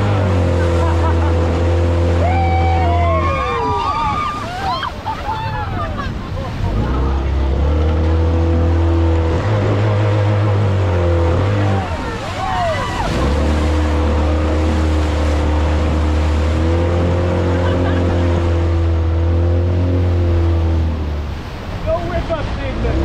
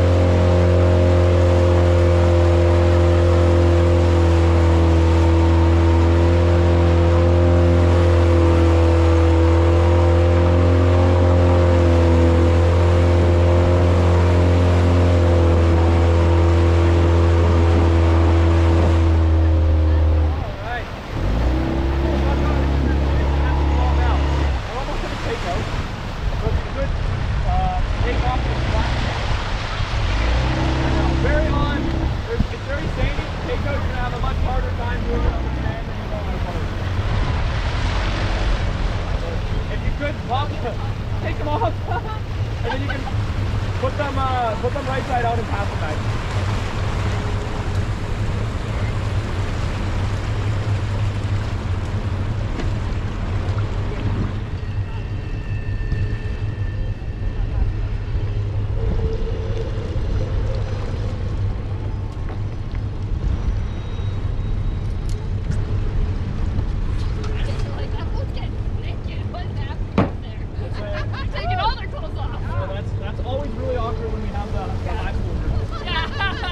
Chaperone starts looking at me, and I'm like, "No, look, the other boats are doing it, I swear." Please.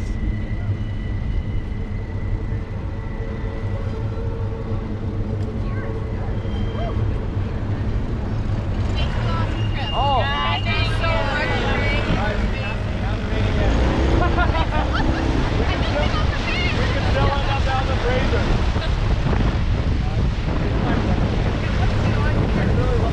Lucky to get the show. So, you on here now,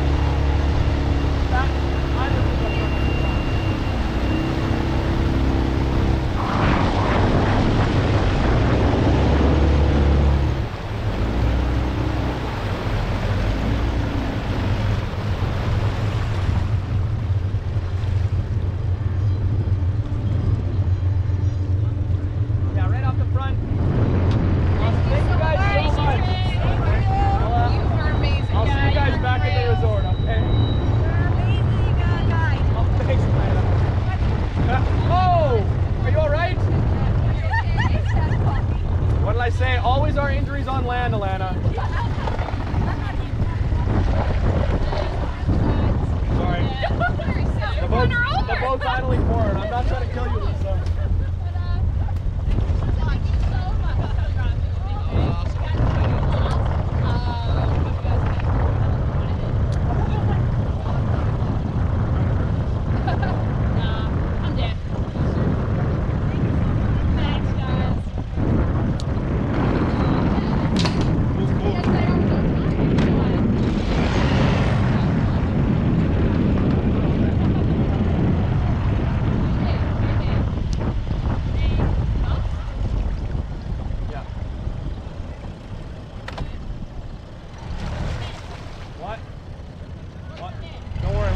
Oh, my engine doesn't even pull up.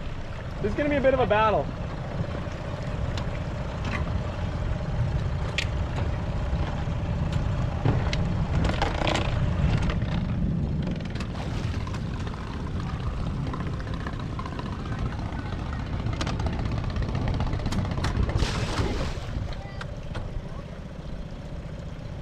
What a maneuver that was. That was clean because my... Anyway. Look, a fish.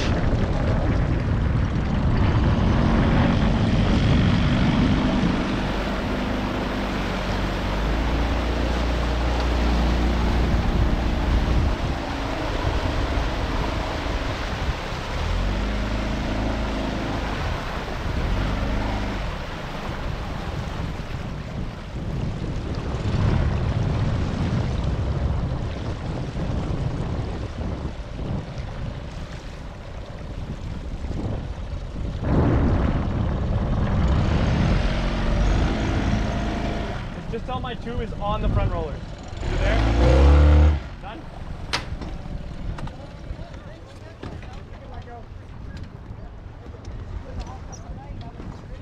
I'm sending Allie on the bus and then maybe one of your groups. Oh, maybe I should just get on if Allie's got a... Yeah, I'll just get on. You!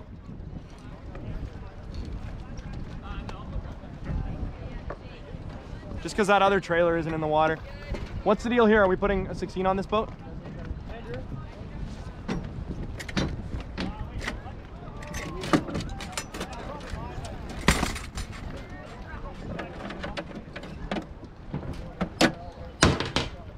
Allie took my strap. That's so greedy.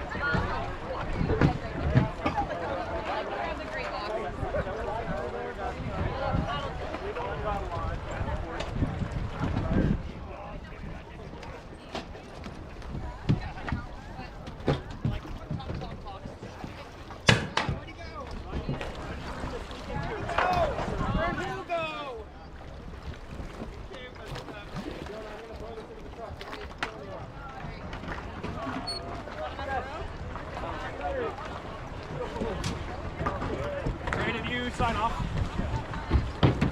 No. Thanks for watching.